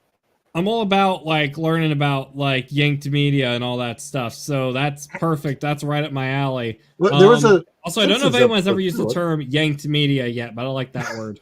That's a good word. What were we saying, Ron? Oh, I thought there was a Siegfried and Roy Simpsons episode too. I'm sure yes, they predicted. I think they might have also I think that was one that they might have edited out that scene or pulled or something. I could be wrong, but it definitely. Oh, if they were on The Simpsons, there's no way the joke wasn't that the tigers maul them. Yeah, exactly. That's exactly what happened, and they predicted it. But gotta say though, that cartoon you were talking about, I'm gonna look into that. And if you're still listening, Maxed Out Media, that would be a good episode for you to cover. Just saying. Probably. All right. So the last thing I want to talk about with the Acolyte, yes, when the mask comes off and he can't immediately read his mind, which is just another glaring Leslie Headland plot hole. And then we get the Parent Trap situation with Mary Kate and Oshley, where she cuts her hair with the lightsaber, and it's perfectly layered, by the way. And then goes off with Soul. I'm like, can't Soul read minds? If the next episode does not start with Soul being like, I know that you're not OSHA, you're under arrest, then this is a problem. Yeah. And by the way, Martin, you and I got a little vindication this week, because remember you and I was saying that it's creepy how like Oshley was kind of like hitting on Padawan Chitara, and everybody was like, no, the character's 18, the actress is 19, it's perfectly fine. And we were like, oh, I guess. Well, when she died, if it was a dude. When she died, what was the first thing Master Soul said? She was a child. Yeah. Boom. Right. I mean, she was training with like what looked like 13, 14-year-olds in the temple. She was training with 5-year-olds. She was in like a little kiddie class. Like it's like she was in the class that Anakin Skywalker was going to walk into in episode 3. Good Lord, I wish. But yeah, no, we'll see if she's actually dead. But yeah, it is just, I don't know where it's going. I don't know what we're going to be doing. I'm going to be putting out the review in the next couple of days before the next episode airs. So you guys can take a look at that. And then I'll have the episode 6 review out a lot faster than that. But I still have some of you guys. I know, Ron, do you have to go now, or? Yeah, I gotta run for the night. I gotta finish editing in that vlog from yesterday and get that out. And, but I wanted to definitely come in and say congratulations. You deserve it, Ron. And it's going to grow fast, and I'm so excited for you. And I can't wait to hang out again, I'll tell people where they can find you. Follow the Bradley's Fun on YouTube or wherever else. I had something weird happen to me. I posted this very... Are you about to talk about the TikTok thing? Because I was about to bring it up. The TikTok thing, yeah. Go for it. I was like, what's this weird thing? I'm on TikTok, follow the Bradley's Fun, and I don't have any... I barely post on TikTok, and I threw this thing out there that was like a throwaway video of some cast members doing what people see them do all the park. That they're carrying their bags with them. Those bags happen to have certain costumes. I won't go into what those costumes are, but people know, people get it. Yeah, it's not that big of a deal. And this video blew up and has over 1.1 million views on TikTok now. Jeez, wow. And it's crazy to me. It's crazy to me. And I've had people say, "Oh, take it down because these guys are going to get stalked." I'm like, they walked in. There's no faces. There's no faces in it. No, there's no faces. And I was videoing something else, and they all walked past me while I was clearly filming, so they knew they were walking into a shot. So, Well, and they're that's on the thing. stage. It's also Hollywood Studios where all It's not the like behind the scenes magic is. It's not like you No. snuck into the backstage area and started filming. No, Like I would never do no. anything like that. This just happened to be out there, and I'm like, you know what? This is one of those fun little Disney secret things, and especially at Hollywood Studios, where it's all about behind the magic, or at least it used to be. They used to have a whole backlot tour of showing you how things are done. And this, I didn't even really show how things are done. I just showed some people from behind, gray sweatshirts carrying bags. Could have been Europeans who don't know where their hotel is. So, but anyway, yeah, that was fun. So follow the Bradley's Fun's on TikTok, YouTube, Instagram, wherever you look. Just put in "Follow the Bradley's Fun" and we're there. I love how your name has literally "follow" in it. Like you're already telling them, "Hey, make sure you follow." Like that was clever. That was Genius kind of marketing. the idea. That was kind of the idea. But yeah. And it's fun because we do family vlogs. We don't do everything about Disney. We took a great train trip up about an hour north the other day and had wonderful lunch at a place called Zorba's Creek Restaurant. Oh my gosh! I saw you sent pictures from that. Yeah, I could never recommend that place enough. The food was so fresh and fabulous. And oddly enough, I had the best French fries. I'd call them gourmet French fries because they're real potatoes that they slice in the restaurant and make fresh every day. And the weird thing, this huge plate portion size was less than what you pay for a large fake fry at McDonald's. So I was like, wow, this is amazing food. Where in Orlando is that? That is in Sanford. So it's in the downtown Sanford okay, Square. yeah. Okay, so very you cool. get off. You just take the free shuttle off the train, and they'll drop you. They dropped us off right in front of the restaurant. It was awesome. It's awesome. So, Wow. I thought Zorba's domain was where you go to get the water temple in Ocarina of Time. There's a lot of Zorbas. There's a lot of Zorbas. If it was a seafood restaurant, I would love it even more. They have seafood there, but yeah. All right. Well, Ron, thank you so much. We love having you here. Always. Thank you, Marvin. I'll be back. Congratulations. We'll see you real soon. Thank you, buddy. All right, so we are about to discuss one of my favorite topics. I'm hoping I don't know where he is tonight because I don't know if he's free or not. I have shined the hangry table signal up in the sky to try to get him here. I don't know if he's free tonight or not. I haven't heard from him at all today, but because we're about to talk about Superman. Okay, and I know it's one of his favorite things, one of my favorite things, one of Kev's favorite things. So, Superman. We have a super chat about that from John JID 999. He said, have they started filming the Superman movie yet? Yes, they have. James Gunn's movie, originally titled Superman Legacy, now just titled Superman, which Kevin Apollo, I don't know about you, but I'm really glad they avoided they resisted the urge to call it James Gunn's Superman. Yeah. I wish they called it that because I hate this new name with a passion. Wait, it's just they Superman. didn't deserve to call it Superman. Like I hate when they reuse titles after it hasn't. You have to. I hate it. I think at this point it has to just be Superman, because it's a jumping on point. It's the start of this new universe. It is that's what you should call it. I could have gone with Man of Tomorrow. Why not just call it Superman Begins at that point? I know it's a cheesy name, but like you're just causing more confusion. Because it's not. It's not Superman Begins. It's not an origin story. It's not his first year. He's an established Superman in this. But you could do sorry, we're gonna get a good debate here. Like Batman 66, Batman 89. To me, it just comes off as lazy, or you're just trying to pander to the audience. No, this is definitive. They didn't call it Batman 66 or 89 back at the time. They call it that now so that we can differentiate between them. But yeah. I mean, I hate the gimmick. I really do. I don't know. I would like to see some movies that focus on different characteristics of the characters but name the movies after like the different names. Last Son of Krypton could be a movie about some Kryptonian things that come to Earth. Man of Tomorrow could be about the impact that Superman has going forward in the universe. The World's Greatest Detective could be a story that actually features Batman as a detective. Things like that. I'd like to see that. I like that. I think we can all agree on that. Hold on. Kevin Apollo, your thoughts on this? Oh, I love it. It's something I've said for years. It works great for Bond. Like, it doesn't matter, whether it's Live and Let Die, or if it's what's the terrible North Korea one? Um, Tomorrow Never Dies. Tomorrow Never Dies. You just know, it's James Bond. So, like I've always been an advocate for, hey, instead of just constantly rebooting, and it's Spider-Man, it's Spider-Man 2, and now it's call it Peter Parker Spectacular Spider-Man, where you can put more emphasis on Peter. Superman, you get the same thing. I get it. I think it's apropos that we're talking about this on the anniversary of Superman Returns. Is today the anniversary of Superman Returns? Yeah, I think maybe it was yesterday. Maybe it was yesterday. But if Singer had just delivered a Superman movie instead of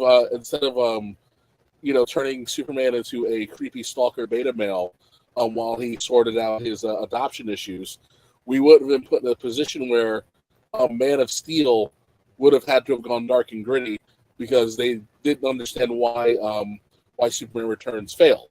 Calling it Man of Tomorrow, I think would have been pretty cool because Scott Hall GV says Last Son of Krypton's an animated movie from Superman the Animated Series. This is true. I know. Sure, but that doesn't matter. I know it doesn't. But I want to just point it out and give him credit. Yeah, but it's like, because listen, we know with James Gunn, he's going to embrace the super sciencey stuff. So you're gonna have more leeway, to kind of lean into the funky sci-fi bend that that made Silver Age Superman so fun. And again, it's obviously we're not going to do Man of Steel 2. I never wanted to do Man of Steel 2. I would have just preferred for them to have just kept moving on through the titles until you eventually were far enough along that you could just say, hey, he's seasoned, now we can call it Superman. Earn the ability to go back to the Superman title. Again, it's hard. Batman has been on film almost as long as Batman has been on the comics, been on paper.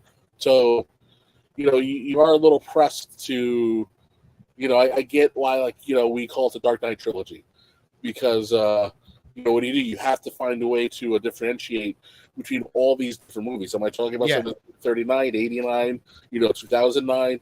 But I wish we would have had a little more fun with the title. By the way, folks, I put out the call and it has been answered.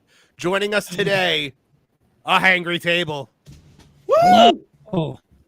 I reached out. I was like, "Hey, we're about to talk Superman," and you materialized. Yes, I had to talk about Superman because wow, this is so. I'm of two minds of this. Okay, what about the title? We talked about this during our interview, Marvin. Yeah, where I thought what they did with Henry Cavill was unforgivable. I was like, "There's no chance that I'm gonna go see this film." I have no faith in this. I didn't think Corn Sweat was going to be a good Superman, Clark, etc. And the drip fetus stuff, the stuff that I'm seeing, I'm starting to waver a little in that position. I got to say. Now, what is your opinion on them calling the movie Superman? Because that's kind of what we're debating right now. Nolan doesn't like the idea. I think it's fine. Martin was floating Man of Tomorrow and Last Son of Krypton. I think it's fine to just call it Superman.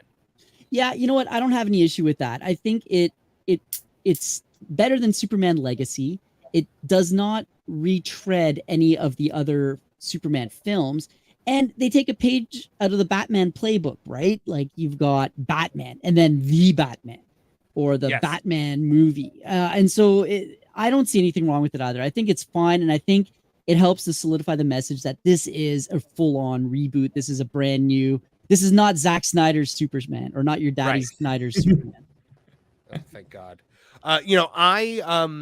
Like what we were just talking about with like calling it the different things. I thought for sure when they did the Amazing Spider-Man with Andrew Garfield, the sequel was going to be Spectacular Spider-Man, and then Sensational Spider-Man, and Ultimate Spider-Man, and like on and on and on. And I think Sony was just like, no, we got to save those for the next 5 reboots. Yeah, pretty much. But yeah, wasn't that Sam Raimi's plan back in the day? Was it? I think it was. I think he didn't want to just keep calling it 1, 2, and 3. I think he wanted to use the different comic names because he's a bit of a comic guy. Yeah, it makes sense. That would have made sense. Me, sorry, go ahead. No, go ahead, Nolan. Okay. Well, I just wanted to say, not to, like, everyone has their own opinion on it, and it's very nice seeing a lot of different stuff here. I think Martin's got the best thing I would agree with. Like, I'd like to see the names tie a bit more into the character.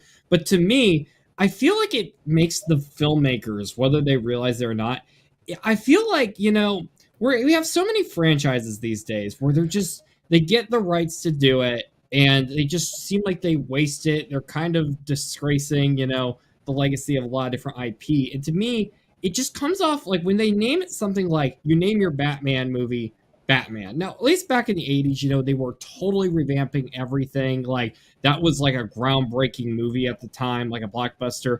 But like, there's been a lot of things that have changed about movies since then. To me, it comes off as pretentious. Like, if Leslie Headland directed, for example, in a scenario, if she directed a new Star Wars movie and just called it Star Wars, even if it was a reboot, I feel like it's just like, how dare you? Like, I don't feel like they've I'm with you on that one. You can't just call a movie Star Wars at this point. But if you rebooted Star Wars for, like, God forbid, you would probably call it Star Wars. Yeah, I wouldn't like it then either. if Jean Favreau was rebooting Episode 4 and he called it Star Wars Episode 4: A New Hope, with the clear understanding that they were casting, I don't know, a new Luke, a new Han, a new Leia, and all that, then you can see where they're coming from with that. And again, Superman, just, quote unquote Superman, is a title that hasn't been actually used for any of the movies yet. So it is still fair game as far as I'm concerned. Except for the original, the Christopher Reeves original, but right? that was Superman the movie, wasn't it? Was it? Was it Superman the motion picture? The motion picture. Kevin Apollo, what are you saying? Kevin Apollo, your internet is so bad right now that if anyone even whispers over you, you're lost. Oh, it's pouring out. I got to move inside. But I would say, technically it's Superman the movie or the motion picture, and then it becomes Superman 2 and Superman 3, and then Superman 4: The Quest for Peace. Okay, cool. Yeah, pop inside. Right. I would say set up in your office, and then pop on back in. You guys were right. It was called Superman the movie. It was prominently on the poster. My bad. Oh, all right, Nolan. So is the complaint withdrawn, or do you still feel strongly one way or the other? This one, you know what? I will give it. I don't like it, but I will give it more of a pass than what I did because it did say Superman the movie. I don't like it, but I mean, there's a technicality. Now, if they call another Batman movie in a few years Batman, I'm going to be really mad. There's only two of them with that name. Well, no, there's Batman and there's the Batman. No, I mean Batman the movie. You're talking about Adam West is Batman. I believe that is Batman the movie. Yeah, is it? Okay, I'm looking at because I thought that one was just called Batman. Here, looking at some days you just can't get rid of a bomb. We can also count the black and white one, I guess, too, if we want. But everyone, which I think is actually called The Batman, and that was a serial in '44, right? Yeah. Have you guys talked about David Cornsweat's Zoomer broccoli haircut? No, we're getting to that, but I need Kevin Apollo back. For that Somebody mentioned it in the chat. Yeah. We have a super chat about it. I'll get to the super chat right now for John JID 999 for $10. Thank you so much. I'm excited for a new Superman movie. I can't get over him looking like Tony Khan, which we'll talk about. Trust me. I like the concept of Lex and Superman can't kill. I'm in the minority of liking Batman versus Superman. This seems an improvement. You are very much in the minority of that. Good Lord. John, I'm with you. John, I like Batman versus Superman. Yes. Oh, I didn't angry. The director's edition. No, the director's edition's even worse. That Batman fight scene is really good. Yeah, okay. There's one good fight scene in it. Yes, if we're going by one good fight scene, making something great, the Obi-Wan Kenobi series was fantastic. I'm not saying it makes the movie great. There are some moments. Like I said before, I want a world's greatest detective Batman. Where he's actually doing detective work. Yes, and they at least touch on it in Batman v Superman. Sorry to change topic real quick, but I just want to put a bow on this. The Batman 66 movie going by the pictures I've seen, even though it's also known as Batman the movie, it seems like it was pretty much advertised as just Batman. Oh, so okay. take that with how you I want. mean, the show itself was called Batman. Yeah. So that might be also the thing. Yeah. That man, show movie don't really mind as much. Hangry, justify yourself right now about Batman versus Superman, please. Okay. If it please the court. What was the part that you liked? Was it the part? Was it the part where Batman killed all those people? Was it the part where Superman killed Zod? Was it the part where they all moped around? Was it the part where Lois was like, "Hey, people died," and Clark Kent literally looks her in the face and goes, "I don't care." And Zod becomes Doomsday. Yeah. Oh boy, where to begin? All of the above. No. I will say. Okay, can I say I love Chaos Root? Hangry. I don't know when this happened, but I love this arc you've gone on. I love the Chaos Root. It's a little black brain on the top of above my eyes. No, okay, so I'm not saying it's a perfect movie. I'm not saying it's like the best movie ever, but I like the interplay between Bruce and Clark when they weren't, trying to kill each other. There were dumb things in there, like the Martha thing could have been smart on paper, but it just ended up kind of coming out as being kind of contrived. Zod is Doomsday again, not the greatest thing, but I could see what Snyder was trying to do, and like I liked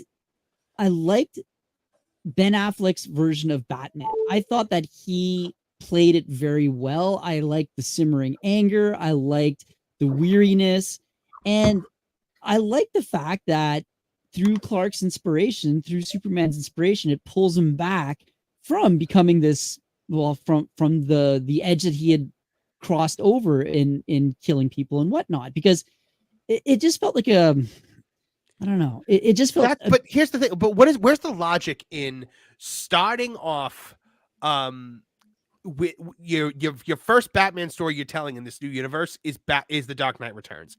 You're starting the first Batman story is the last Batman. There is no logic. The logic is the fact that they just finished the Dark Knight trilogy, and even Hans Zimmer didn't want to do the music for this because he's like, well, we've just done Batman, and so it was. Hold on. I think Kevin's trying to get back in. You got to remember, there are a lot of there's a lot of things at play that go against this movie. I will say I thought it was very smart to have Batman existing in order to be weary in the world, because we just got finished with a Batman trilogy.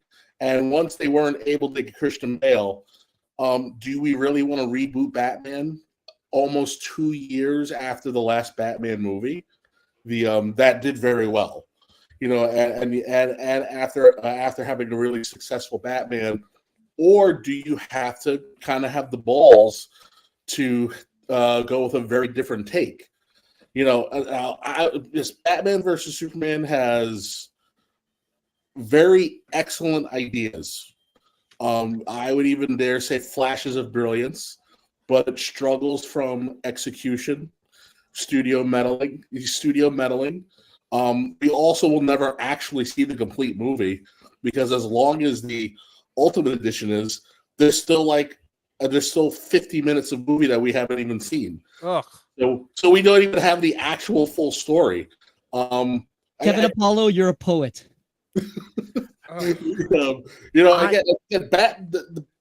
Batman was handled the best. I keep saying it is very clear, and I had the luxury of because of my job, when you're a personal trainer, you get access to information you're not supposed to have. So in the gym I went to, one of the trainers there is an elder geek. We say he looks like if Tony Stark if Superman walked around in a Tony Stark skin suit. Nice. That's what this trainer looks like.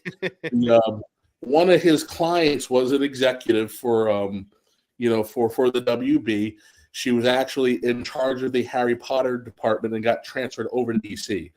And she would tell him all of the insanity that was going on with just getting people to agree on super simple things like, we're not going to sue each other because someone used a certain character on a TV show. I know. Oh, that was the worst. They would say they're going to do Oracle on Arrow or something like that, and then Warner Brothers would literally sue itself. Yeah. Well, okay, but just to wrap up your question to me, Marvin. Like Kevin Apollo said, I looked at it through the context of how it was created. Am I disappointed? Yes, I was hoping for just a plain up Superman 2, but it was obvious that this was Henry Cavill being squeezed out of his own picture. But even regardless of that, I feel like they kind of did the best that they could with the situation that they were given. I like the actors. I could understand that they wanted to go with a really dark and gritty take on Superman, Batman on the DC universe. And once I kind of accepted that, I was able to kind of, just sort of enjoy the film, like the director's cut film. Then it's they want to do the death of Superman, first of all, as our second Superman story. I know. But the thing about the death of Superman that makes it such a poignant thing is the love that the people of the world have for him and the love that he has for the people of the world. I got the sense in this movie, like when he dies, everyone's mourning. I'm like, why? None of you all liked him. He didn't like you. Well, I say that was actually probably the most realistic part of the movie is because they do a good job of explaining that everybody's divided, but they spend a lot of time showing you all the hate that he was getting.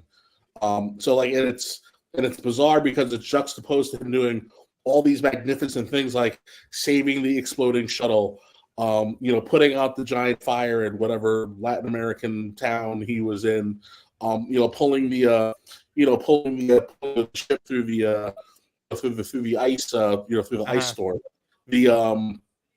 All it needed was, listen, it's nothing I haven't said before. This movie suffers from two things, which is bizarre because Snyder finds a way to almost kill you with exposition. You can justify Batman's existence with one line. They did it in the comics. When after Jason's death, Bruce is cut off Dick. He doesn't talk to Barbara. He is essentially by himself, just him and Alfred. And Alfred goes, "You are becoming extremely violent, and in a way you've never behaved before." And Bruce kind of no-sells it, and then it immediately shifts into Venom being introduced to DC, where he turns into a drug addict and is a hyper-violent lunatic. And then that ends with Dick Grayson finally showing up, and then we transition into Tim Drake being a regular character. But I'm fine with that approach as long as he doesn't actually cross the line of killing people. Well, again, I get it, but it's the point of no return. It's the line you don't cross, and he crosses it repeatedly in this. And Snyder was so arrogant. I'm so far down the road on that, man. I'm like, well, that's the character. It's the point of the character. He doesn't kill people because then he's no better than the creep that killed his parents. Well, and the answer to that question, because Snyder said he wanted to know, he was like, he justifies himself by trying to say he's experimenting with how far you push a person. But the thing you do as a good writer or director is you take a character who has a rule, you push him as far as you would go. You push him so far that everybody in the audience is going, just kill the guy. And yet Batman doesn't, because Batman finds a cleverer way to get out of the situation. We see it in The Dark Knight Returns when he's using the rubber bullets from the bat tank and all that stuff. But then finally with the Joker in the Tunnel of Love, when he's got him there and he's like, no more, which what's his name? RoboCop in the animated movie. Just there was so much emotion in that no more, where he's like, yes, Peter Cullen, where he's just like shaking his head and he's just like, it was just so much, and he still doesn't do it, and the Joker finishes himself off. That's brilliant. But in this, he's pancaking people with the Batmobile left and right. He's splattering brains on walls. There is nothing that makes him any different from anyone that he is. Like, Superman should have been the one where it was like, Alfred, I'm finally going to go there. I'm finally going to kill someone. It's going to be this guy because this has to happen. And that's the point where he's finally going to kill, and then he stops himself. And not because their mothers have the same name. I understand what you're going for there. I really do, Zach. I understand the purpose of the Martha scene is because in that moment, he realizes he is the guy that killed his parents, essentially. But, it's the most comic book thing in the movie is the thing that failed the hardest. Hey, where do you guys stand on the end of the Killing Joke? Does Batman kill the Joker at the end of that? A loaded question. Yes, it is. I don't think so, just because so many elements of the Killing Joke have kind of been molded into canon. Even when I read it, you got to leave it in its own space though, because that was always intended to be an Elseworld that came along at the right time or wrong time. I mean, look, at the end of the day, I'm pretty sure, hasn't Alan Moore confirmed that he does kill the Joker at the end of it? No, Alan Moore actually confirmed the opposite. Oh, does? Okay. Which shocked me coming from Alan Moore. Yeah. Well, and you can never trust Alan Moore because depending on how grumpy he's feeling that day, his answer He's more revisionist than George Lucas is. I know. Make him a director. He'll have a lot of reshoots. Never do. So when I first read The Killing Joke, I never read it as he kills the Joker at the end of it. I just never did. Yeah, I didn't either for like 15 years. Okay. I'm ambiguous on it. I just don't know. Right? And I like that. It's kind of like how we never had a definitive backstory for the Joker. I'm fine with that too. I like not knowing. There's some things that you're just not supposed to know. I liked how The Sopranos ended. We talked about it, I believe, on the last episode with this, where it was this ambiguous moment where the show ends, and then like they went back. David Chase, I think, went back and said that Tony Soprano dies there or something. I mean, I always assumed Tony Soprano died at the end of that because of the scene with Bacala in the boat where he talks about how you never hear the one that gets you. But yeah, sometimes ambiguity is more appealing than a definitive answer. Well, and I think talk about Smilo Ren and not finding out about his history.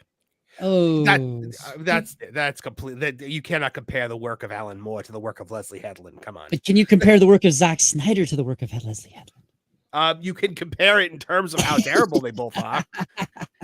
Here's a question about Zack Snyder and the topic of. So before we started all this, there was something that really shocked me. But I want everyone to get their points out. Hangry, did you say that Doomsday is Zod? I did. Yeah. No, that's what happened. You guys just mean in the sense of in Batman versus character. No, it's from a metaphysical perspective, like a sort of a metaphilosophical Zod Yeah, he actually. It's 100% legitimate. He uses Zod's body to make Doomsday. Yes, Doomsday is Zod. Are you serious? And he looks like a cave troll from Lord of the Rings. He looks like one of the old. Nolan, you didn't see the movie? No, I saw Batman v Superman at the theater. I had a shirt of the movie, and like that is one of the most laughably but entertainingly bad films I've ever seen. I could talk about that film for like an hour. But okay, he was. I don't remember. Were you getting popcorn when he put Zod's body in the goo? I was probably in the bathroom. Knowing me, I could never go through a movie without. But either way, you gotta wait for the fight scenes for that.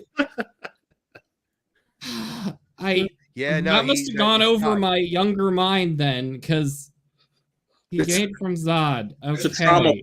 Yeah, so Lex Luthor lowers the body into the goo. He says he wants to do something, and the Kryptonian computer says that exceeds the safety procedures. He said, well, exceed them, or something like it.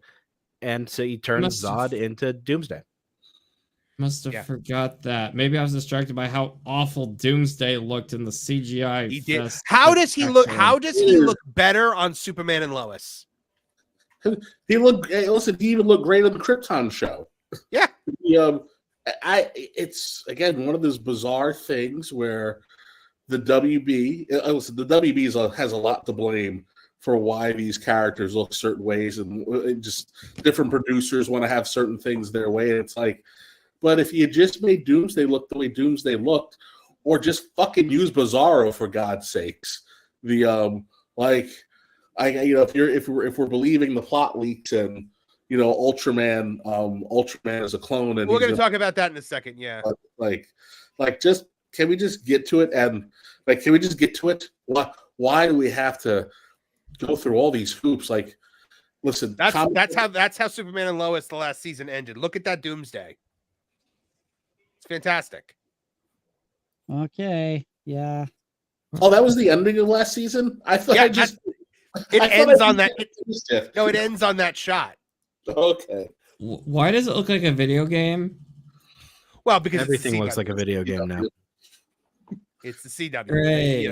It's the CW. I'm getting a better Doomsday picture for you guys. Hold on. And we wasted all of our money on those extra seasons of The Flash. I don't think any Doomsday can compare to Sam Witwer as Doomsday in Smallville, though. That was the best. Stop it. You know what? You know what though? I will give them credit for adding an extra dimension to Doomsday that even the writers were like, "Oh shit, we wish we thought of that." Making him a part-time paramedic. Or just that he was in love with Clark's best friend and killed him. Giving him a personality. Yeah, that's true. That's true. Because even we knew he was first introduced in the comics, he was just like a mindless monster. Essentially. They retro, and it was pretty cool because they wind up giving Doomsday a personality just before they reboot everything. But one of my favorite Lex arcs. By the way, here's Doomsday and Superman and Lois. Okay, that looks good. Like that. Now, I don't understand why we can never give him the long white hair. But yeah, that would be nice. So he doesn't look like an orc. Yeah.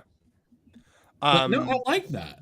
That's it was pretty cool. The thing with the Smallville one is we waited the entire season for the Doomsday Clark fight, and they clearly ran out of money. Yes. And Clark just tackles him into a refinery, and that's it. Yeah, well, the Smallville was like that a lot. I mean, even the series finale, we've waited, how many years to see the guy in the costume, and they just CGI'd his head on. I thought that was because he didn't want to wear it. Yeah. He didn't. He didn't want to wear it. And I asked him that to his face personally. I said, "Was it disappointing that you never got to wear the suit?" And he said, "No, it was my decision to not wear it." And I almost was like, "You son of a bitch!" Did you want to slap him? No, I met Tom Welling at a convention, and I was just like, it was like one of those never meet your heroes moments. Yeah, because he wasn't. You were gassed at his bro energy. No, yeah, he wasn't mean or anything like that. He was just a total bro. He was just a dude, bro. And I was just like, oh no.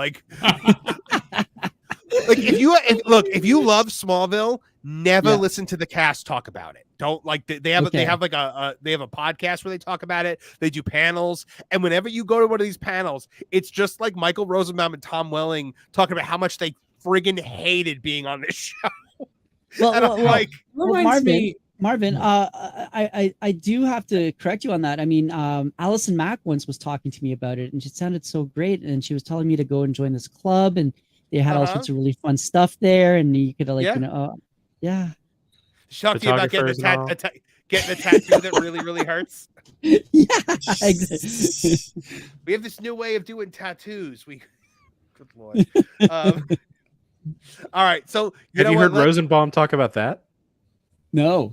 Oh yeah, he talks about it a couple of times on his podcast. Really? What did he say? A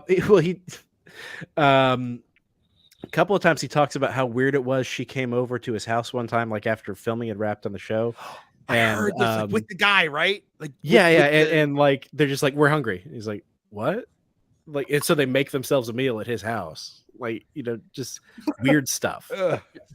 And she was inviting people from the show to come to this group. And Martin, maybe they knew that he'd be home because he'd been sitting there by the phone waiting for it to ring since he left Smallville.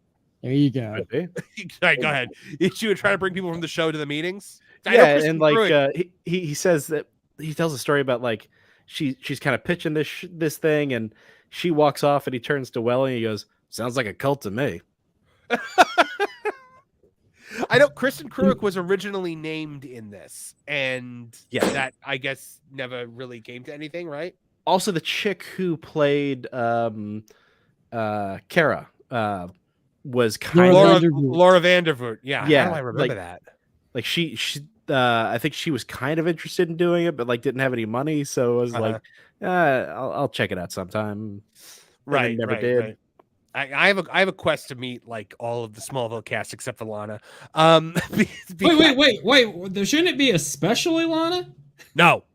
Why not? Nolan, let me tell you something, Nolan. There's no fictional character that I hate worse in my life than Lana Lang in Smallville. Really?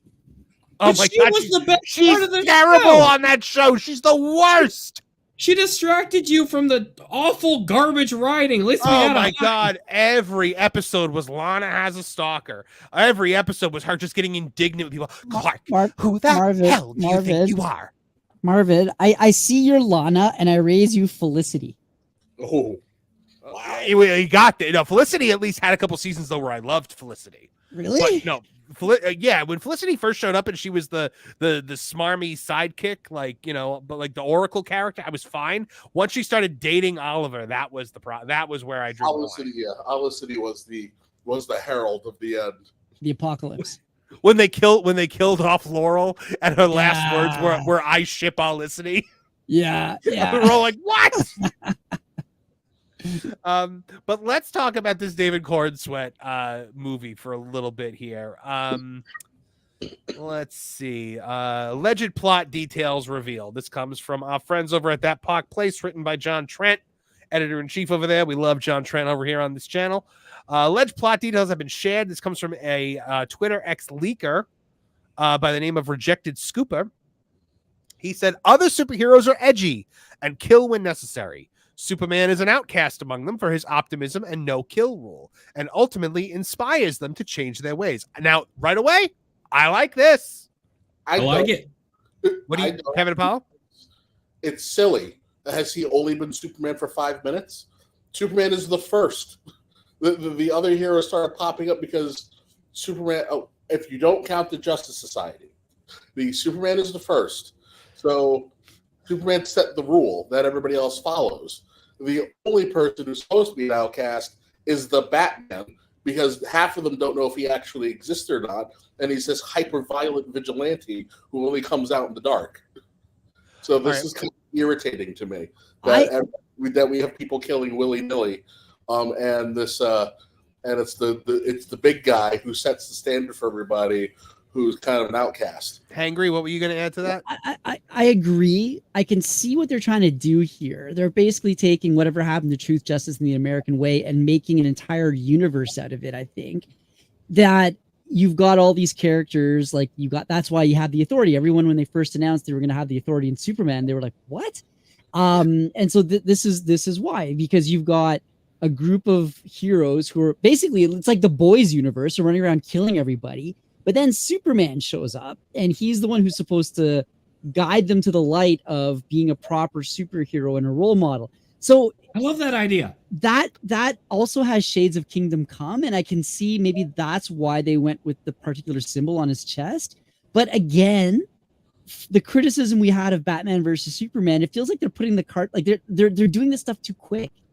Like it's too soon. There's no patience anymore. Warner Brothers is not. Warner Brothers saw the success Marvel had in slowly building to the Avengers over it took 4 years, I think, to get to the first Avengers movie. Yeah. And they were like, just give us a Justice League movie. Just get there in like 2 years. And that's why we got what we got. Because the point of the Avengers is not a great movie. It's like, from a movie standpoint, it's not a great movie, but it's awesome because we already love these characters. Yeah. We've already gotten to know them each in their own solo movie, in some cases more than one movie, and now we're seeing them together. That's what makes the movie work. Justice League never had that. Kevin Apollo? Here's an word for you: intertextuality. Oh, there you go, man. That's what all these things rely on. Mm-hmm. You have to do the homework. I personally have a feeling that Daddy Zaslav was like, jam as many characters into this movie, show everybody all of our fun IPs, so that if this movie does well, I can dump this albatross as quickly as I picked it up. Mm-hmm. Well, that's the rumor, right? Like they're setting it up for sale, basically. Essentially, I could see that. It's an open house of the DC universe. So Lex Luthor is war profiteering on an armed conflict in a foreign nation called Jarhanporia, per IMDb. Superman intervenes in the conflict, and the U.S. government deploys a clone created by Luthor named Ultraman to arrest him. Again, I like this. This has got a Secret Origin kind of backbone, where like the military is threatened by Superman, and Lex Luthor created Metallo at that point. But now creating Ultraman, I guess, is just like another way to get there. Can I complain about names again real quick before we continue the plot? If you're gonna complain about Ultraman, don't, because Ultraman's in the comics. Yeah, but Ultraman is not this. Is? Like if like, why are we using a character who has a distinguished and well-established origin when all you had to do was fucking use Metallo and just make a Superman clone? Because to do Ultraman, they would have to do a multiverse, and right now the last thing anybody wants to hear is don't do it. Just don't do it. Use Nuclear Man. Let Metallo draw something. Yes. Let Lex go. Oh, I have a funny idea, because it's worked 500 times. John Byrne gave you the fucking template. Just follow the original Man of Steel series. You know, I agree with you on that. I like the way they did it in Superman Secret Origin, where at first Metallo is like a power suit, and then, you know, something goes wrong and the power suit blows up, and then he basically takes John Corbin and makes him into Metallo. Which, or do like Young Justice and give us Connor Kent. Yeah. Yeah. Yeah, there's also that. But here's the thing. Ultraman skirts a little close for comfort for me to the thing that I hate more than anything in the world, and that's evil Superman. But Bizarro. Okay, Bizarro is the let's exception. get there. Yes. Yeah. Ultraman deteriorates into Bizarro and goes rogue. Yeah. Now I like that. And now if you look at I believe that, yeah, so here's the picture that we saw is Ultraman behind Superman, and Ultraman is bigger than Superman, which I kind of like, because I want Bizarro to be a hulking figure for the first time. I don't want him to just be David Corenswet in some prosthetics. I think Bizarro needs to be like the Bizarro that we see in, you know, like the comics. I think it's going to be David Cornsweat and prosthetics. But just going back to that though, it is technically accurate to the comics, because when Bizarro was first introduced, he did look exactly like Superman, and then he degraded. Really? Okay. So the first Bizarro was the first Bizarro created by Luthor? It was. I mean, I'm thinking about the John Byrne reboot. Sorry. Okay. And in that instance, he started off looking human, and then Lex is like, "Oh no, why is his skin crystallizing and all of this?" Okay, Kevin Apollo, what were you going to say? In post-crisis, they established that again, we know everything in Lex's life revolves around Superman. So I think he got the blood from his fight with Bloodsport, after he gets shot. And not from Metallo, but he makes the clone, and they realize really quickly that they can't clone Kryptonians.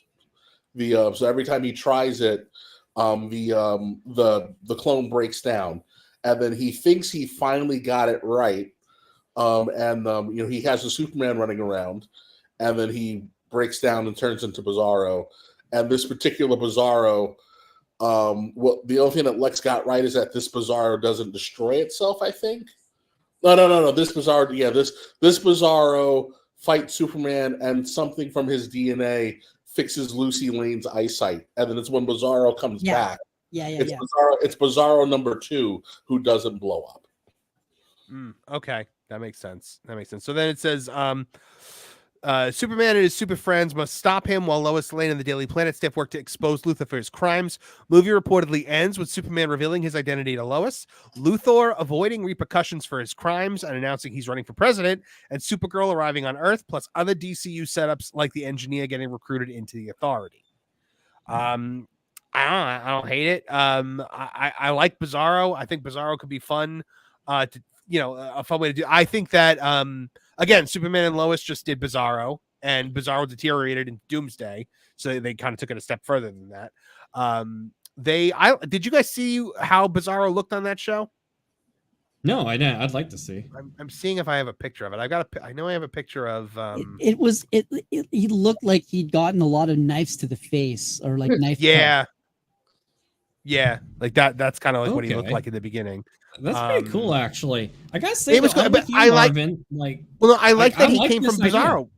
I like that he came from Bizarro World. That Bizarro World was a cube-shaped Earth. Yeah, That was everything cool. in that was neat. I liked it. I thought it was the first time I've ever seen anything outside of the animated series do Bizarro World. Because Valid point. nobody else ever really went to Bizarro World, right, Hangry? Oh, it's true. It's true. And it was kind of refreshing. Like when I saw that and I realized where they were going with this, I thought, oh my gosh, they're actually doing it. Like that was the Bizarro World was introduced by Grant Morrison, wasn't it? In All-Star Superman. I think that's the first time they had like the square. No, that was a Silver Age thing that he Was brought. that Silver Age? Okay. Yeah, I was gonna say because everybody shies away from Silver Age stuff like Mr. Mixel's Picnic or Bizarro World or Batmite. I want to see it come back in a modern way. I'll tell you the one thing I always caution everybody is when you read Silver Age Superman, he is a little bit of a dick. He's very much a dick. He's not like, and it's not like he's not trying to be mean, but he has no problem putting you through some misery to teach you a lesson. And it just happens to be like, and 90% of his time is just centered around dealing with this wedding, this marriage crazy Lois. Because once we got out of the 50s, they're like, what do you mean she's strong, capable, and confident? She wants to get married. Lois wants a baby. and then Lois Lane becomes obsessed with getting married. And every single one of her boyfriends who isn't Clark is a stalker, a serial killer. It's like she just has terrible taste in men, and occasionally will go on a date with Bruce Wayne to make Clark jealous. Have you seen the cover where Superman has adopted Jimmy Olsen and he's berating him for how much of a disappointment he is? Yes. He's setting a robe on fire.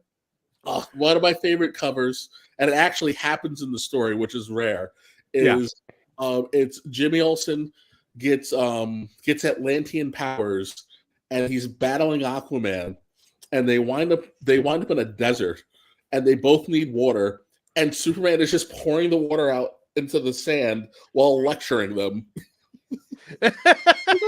Like, why are you such a fucking dick? It's the Anakin Skywalker thing we were talking about earlier. And whose fault is that, Anakin? Not again. And look, you've dropped your lightsaber again. There used to be a website that cataloged all of Superman being awful, but it was so plagued by viruses and stuff, and it ended up getting shut down. But it was great. There is a YouTuber. I'll try to find it. Her channel, she goes through all the old comics, and she catalogs all of Silver Age Superman, all of Silver Age Lois. It's a brilliant channel. God, what the hell is her name? How did this series rebound after all that? Well, it's when they, because once they introduced the multiverse, and they so they're jumping back and forth, and everything's just super bloated. So when it came time to do Crisis, and I would say in hindsight, I think they oversimplified, because there are aspects of Clark's life that was actually pretty cool. Like, he had a mermaid girlfriend. Lori Lamar is like, he did all these cool things, and then there was the Legion, but they're like, we need to fix this. There's only one Kryptonian. He's the last son. It's just him. No dogs, no cats, no horses. No cousins. No cousins. It's just Cal. And then the reboot of the Kryptonians was awesome. Byrne made them essentially made them like Vulcans in robes. Just very cold and scientific. Technically Superman wasn't even a baby. He was born in a like stuff like they touched on in Man of Steel. The birthing matrices. Yeah, where they changed it, where Clark was the only baby that was actually born. And then it's just really cool. And then as these things happen, like, there are fans who love old stuff, and you have to bring it in because it's like, well, no, like people love Supergirl.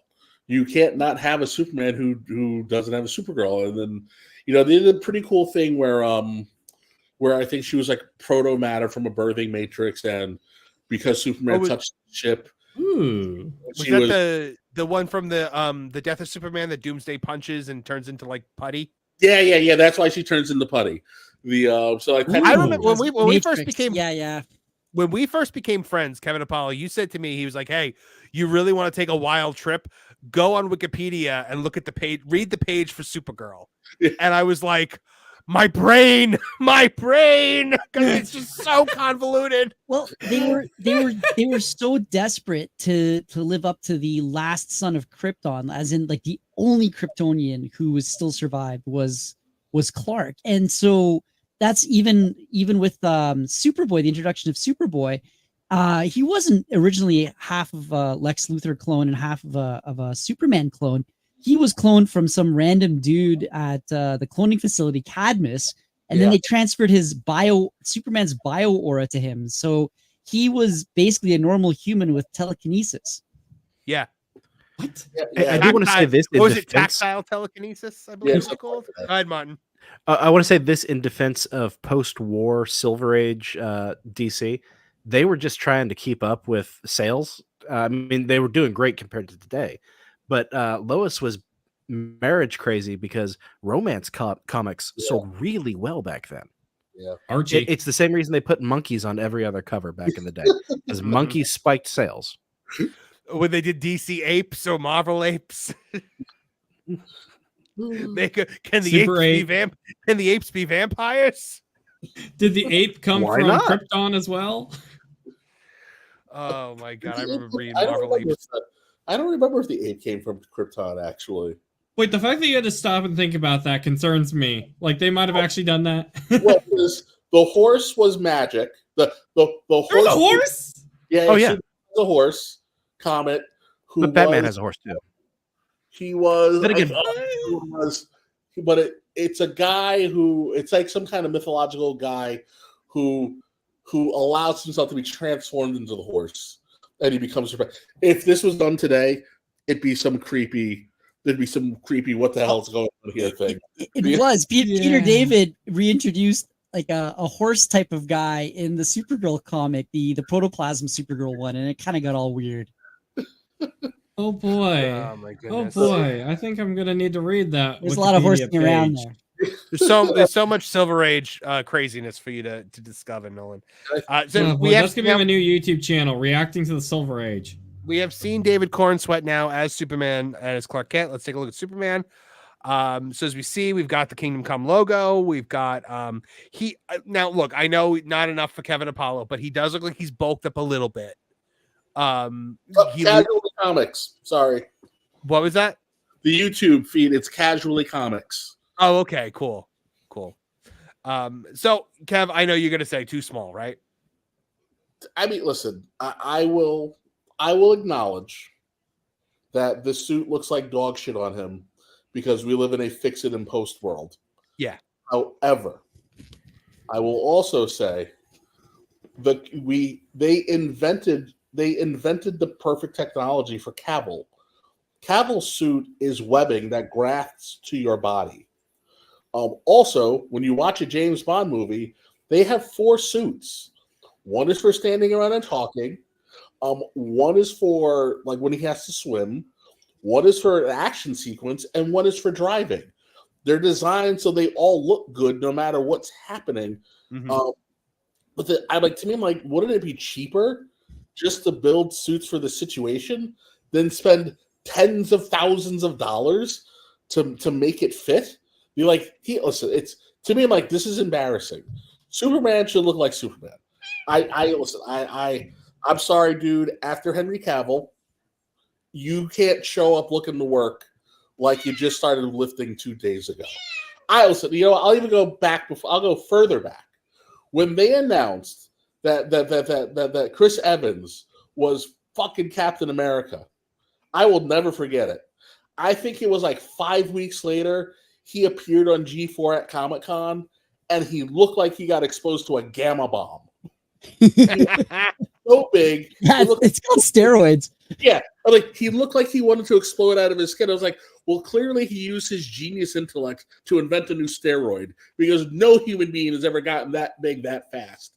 So I'm like, sorry, when you get a certain role, you better show the fuck up to play. Well, this dude did not.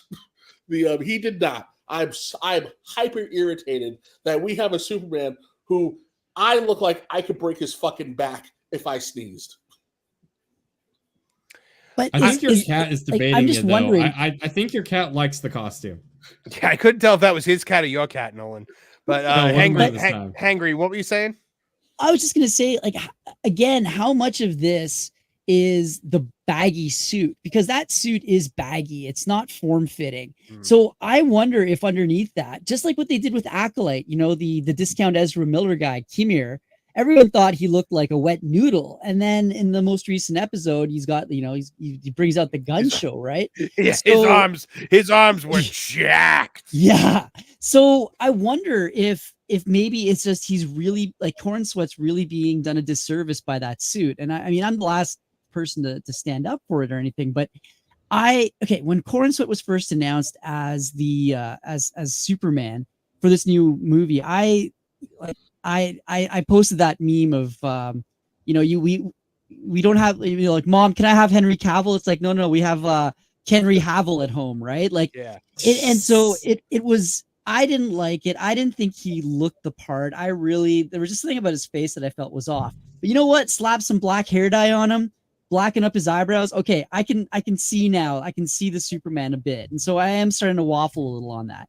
So and that suit is made to be in front of a certain set of lenses under certain lighting conditions, shot from certain angles.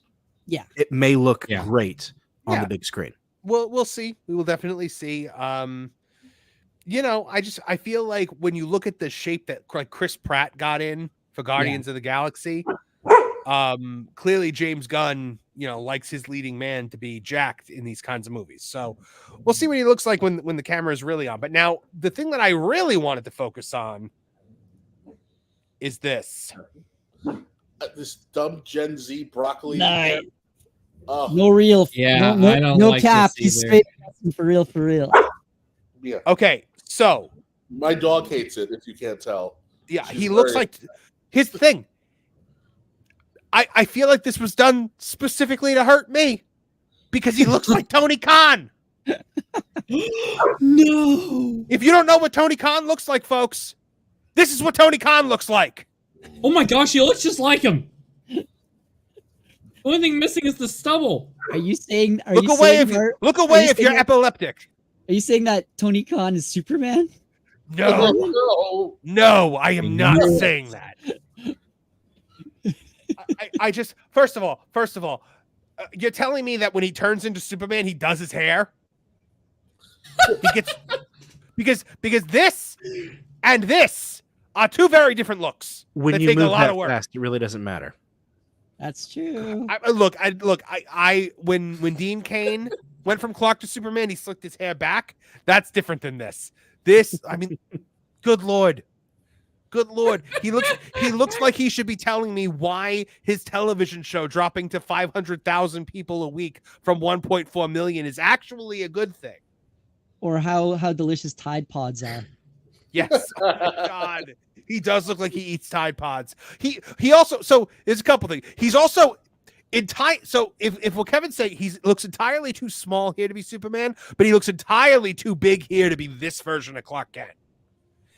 He looks like when they dressed The Rock up as Clark Kent in that SNL sketch.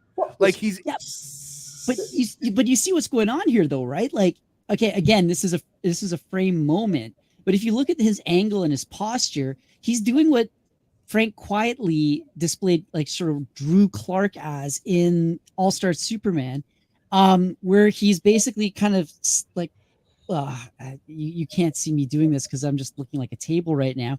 But he's slouching. He's slouching. He's giving himself an intentional double chin. Well, Christopher Reeves perfected it. Golly gee whiz, Lois. Well, that transformation in Superman 2 when they're in Niagara, right? Niagara Falls. Yeah. When he just stands up straight. The because even in the comics, Clark, he's mild mannered, but he wasn't really a buffoon. Really not until we got Christopher Reeves. And if you go back to the George Root Superman, like he kind of played Clark kind of tough. He wasn't really clumsy. He just was just kind of, just mellow. He was just kind of mellow.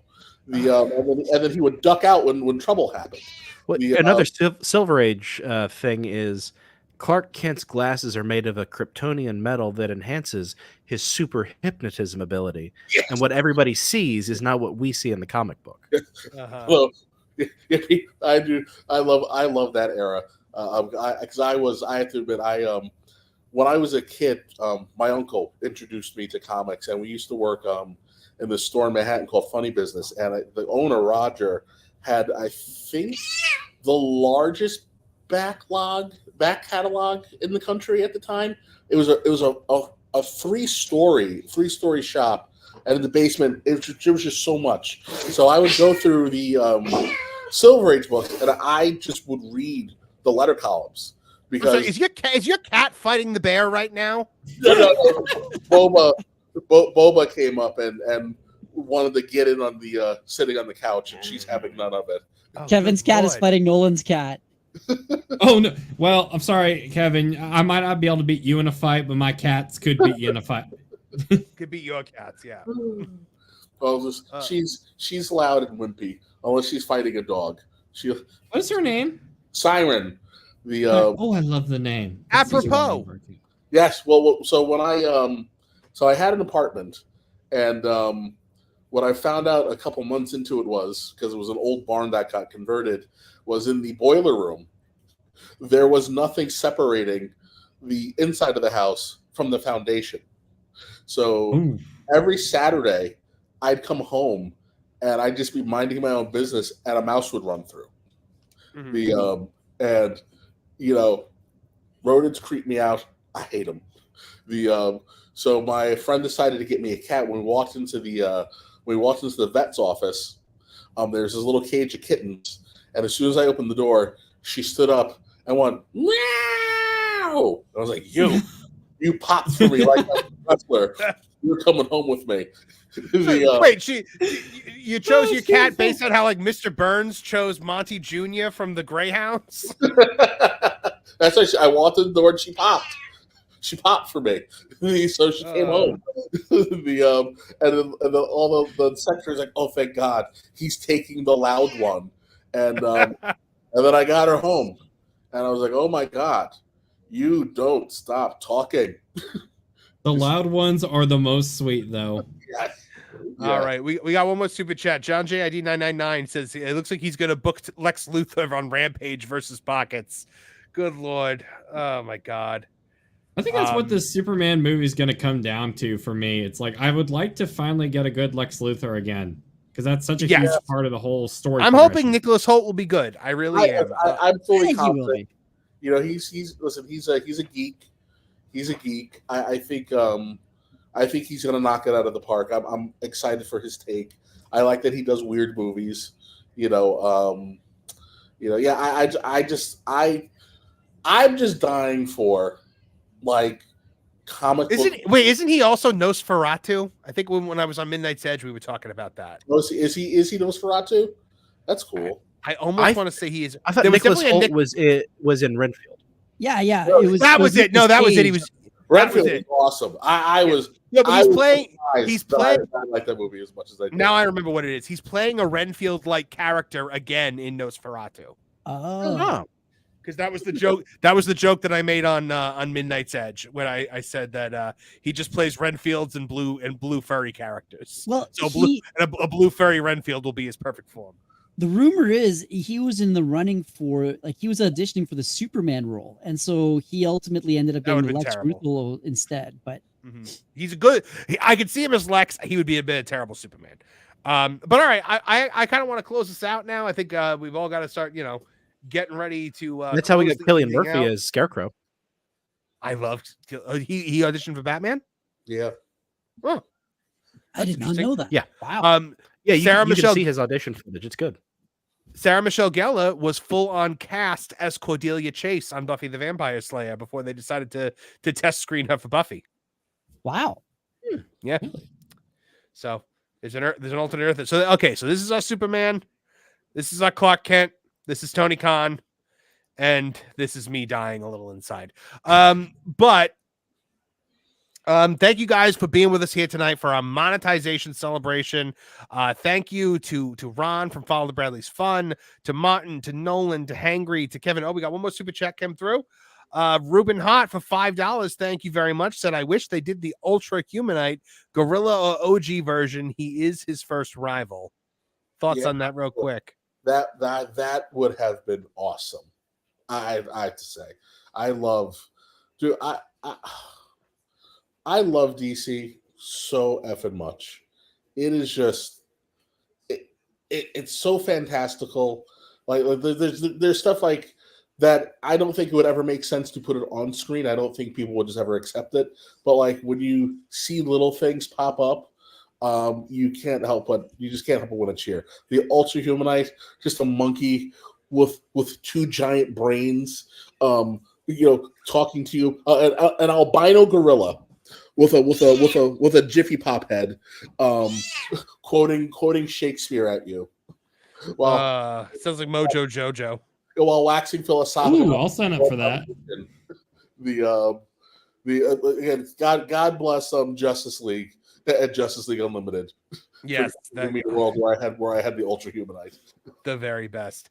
All right, Martin Stone, where can people go to find out more about you? That Park Place, where I do a podcast on lost media and stuff we should all know about with a couple guys named A Hangry Table and Nolan Thunder. I love that we have all three of you guys here tonight. Hangry, where can folks go to find out more about you, including That Park Place? Well, the WDW Pro members site, if you guys want to sign up as a member there, I'm helping to create some content. And also, along with being one of the Lost guys with Nolan and Martin, I'm also one of the genre guys. Right, with the famed Lou Wasserman's Ghost. And Lauren Connor. Yep. We almost got Lauren on the show tonight. I invited Lauren to come on because I need to just do a show where Lauren and I just talk Star Wars lore. Please invite me. I would love to do that. I'd love to sit on that too. Oh, you guys are always invited to anything that I do. So, Thank you, man. Nolan Thunder, where can people go to find more about you? Not only you got so much to plug. You've got That Park Place. You and I together are together on That Game Place, the video game the video game channel now. That's Congrats on that. Thank you guys. Thank you very much. I think we're about to pass 1,000 subscribers. So, Nolan, tell us a little bit more. Okay, so yeah, I feel bad sometimes when I'm plugging at the end of these streams because I already take like a freaking essay to plug my own channel, let alone the 12 million other ones I'm on. But let's take a minute to talk about That Game Place. I've talked about the others. So if you're not familiar, there's a wonderful new gaming channel called That Game Place, and it is doing extremely well. We launched it just like a few days ago. It already is almost at 1,000 subscribers. People are loving it. I myself is on there. We also have the amazing Marvin the Movie Monster, as well as Culture Casino, Jonas J. Campbell, many others. Like there's some amazing Stone Loki, Spencer Julie, like from Space Bounding Dave, into Comics, Space Dave. Yeah, amazing group we got over there. We got some awesome people, and we're giving you like some authentic gamer takes on stuff, like where things are going, like reacting to the news, showing you the fun of games that we've had in the past. Like it's really refreshing, if you're tired of a lot of like articles out there that just feels like they just have this disconnect from the gamers. You might not agree with all your opinions, but you're going to get a wide variety of different takes, and we're having a lot of fun there. It reminded me of the vibe of like chilling at an arcade and having a nice nerd discussion. It's fun. And that like, first live stream definitely felt like we were all like hanging out at the X-Men cabinet and like, fighting over who has to be Dazzler. Like, but no, it's a lot of fun, and I really recommend checking it out. The channel is called That Game Place. It's a new channel, so it might be a little bit more tricky to find. But it's at That Game Place, all one word. So if you just type in at That Game Place, you'll find it right away. Yes, you'll get a variety of different types of characters, opinions, video games. You'll have a lot of fun, and there's only a lot more coming. I just got done recording a new video, I believe it was yesterday or so. So be on the lookout for some good content coming. I did a few as well with Culture, so yeah. Yes. All right, and what else, Nolan? What your personal page as well? Oh, thank you. It's almost July now. I am wrapping up pretty soon here production on Lost in the Files episode 9. We're going to be talking about a lost media case of an alleged live stream that featured Nintendo mascots in Las Vegas, and no one's been able to find the original footage of it, and it's been linked to a lot of accusations, tragedies in the world, and it's a crazy little documentary sort, and it'll be done even sooner if I hear back on Facebook Marketplace for the thing I need for the ending. Besides that, check it out. Here's something you do, Nolan. Kevin Apollo, yes. Where can people find out more about you? I don't know. Just follow me on Twitter and Instagram if you're brave enough. And then Instagram is not for the faint of heart, folks. It's where you get all the politics. By the way, Kevin Apollo and Hangry Table, you guys need to become best friends. That's all I'm gonna say. Just based on conversations I've had with both of you, the two of you should just be best friends forever. All right. All right. I'm down. We'll seal the deal with like a movie marathon of Batman versus Superman. Yeah, and Hangry, I'm offering my best friend to you as a best friend. I want to be there for that. That sounds like the best conversation ever. Oh my goodness. All right. Come see me July 13th at the Galleria at Crystal in Middletown, New York for the All-American Banger. And outside of that, I'll just be at home watching Pluto TV, watching as much Star Trek as I can. All right, folks. And of course, for me, check out Tooney Town Wrestling. We got the Headlock headlines coming in the next couple of days. And then over here on Tooney Town TV, we have got the Acolyte reviews coming fast and furious. We got daily content now, hopefully on both of our channels. And of course, check out that Gameplace, as Nolan said. All right. Thank you to my entire esteemed panel. Thank you to you guys for helping us achieve monetization in just 3 weeks. For all of us here on Tooney Town TV, I'm Marvin the Movie Monster. Now get out of here! Now, Perry the Platypus, feel the wrath of my thank you-inator! Thank you, you piece of trash. Thank you. Thank you. Thank you! Oh, I suppose you want me to say thank you. Well, you know what? Saying thank you is like jobbing. Thank you! I got a little message. Thank you. Ooh, yeah! Oh, thank you! Oh, thank you! Thank you! Thank you! Thank you! Thank you! Thanks? For what? Hi-ho, from all of us here at Tooney Town, thank you! And viewers like you. Thank you.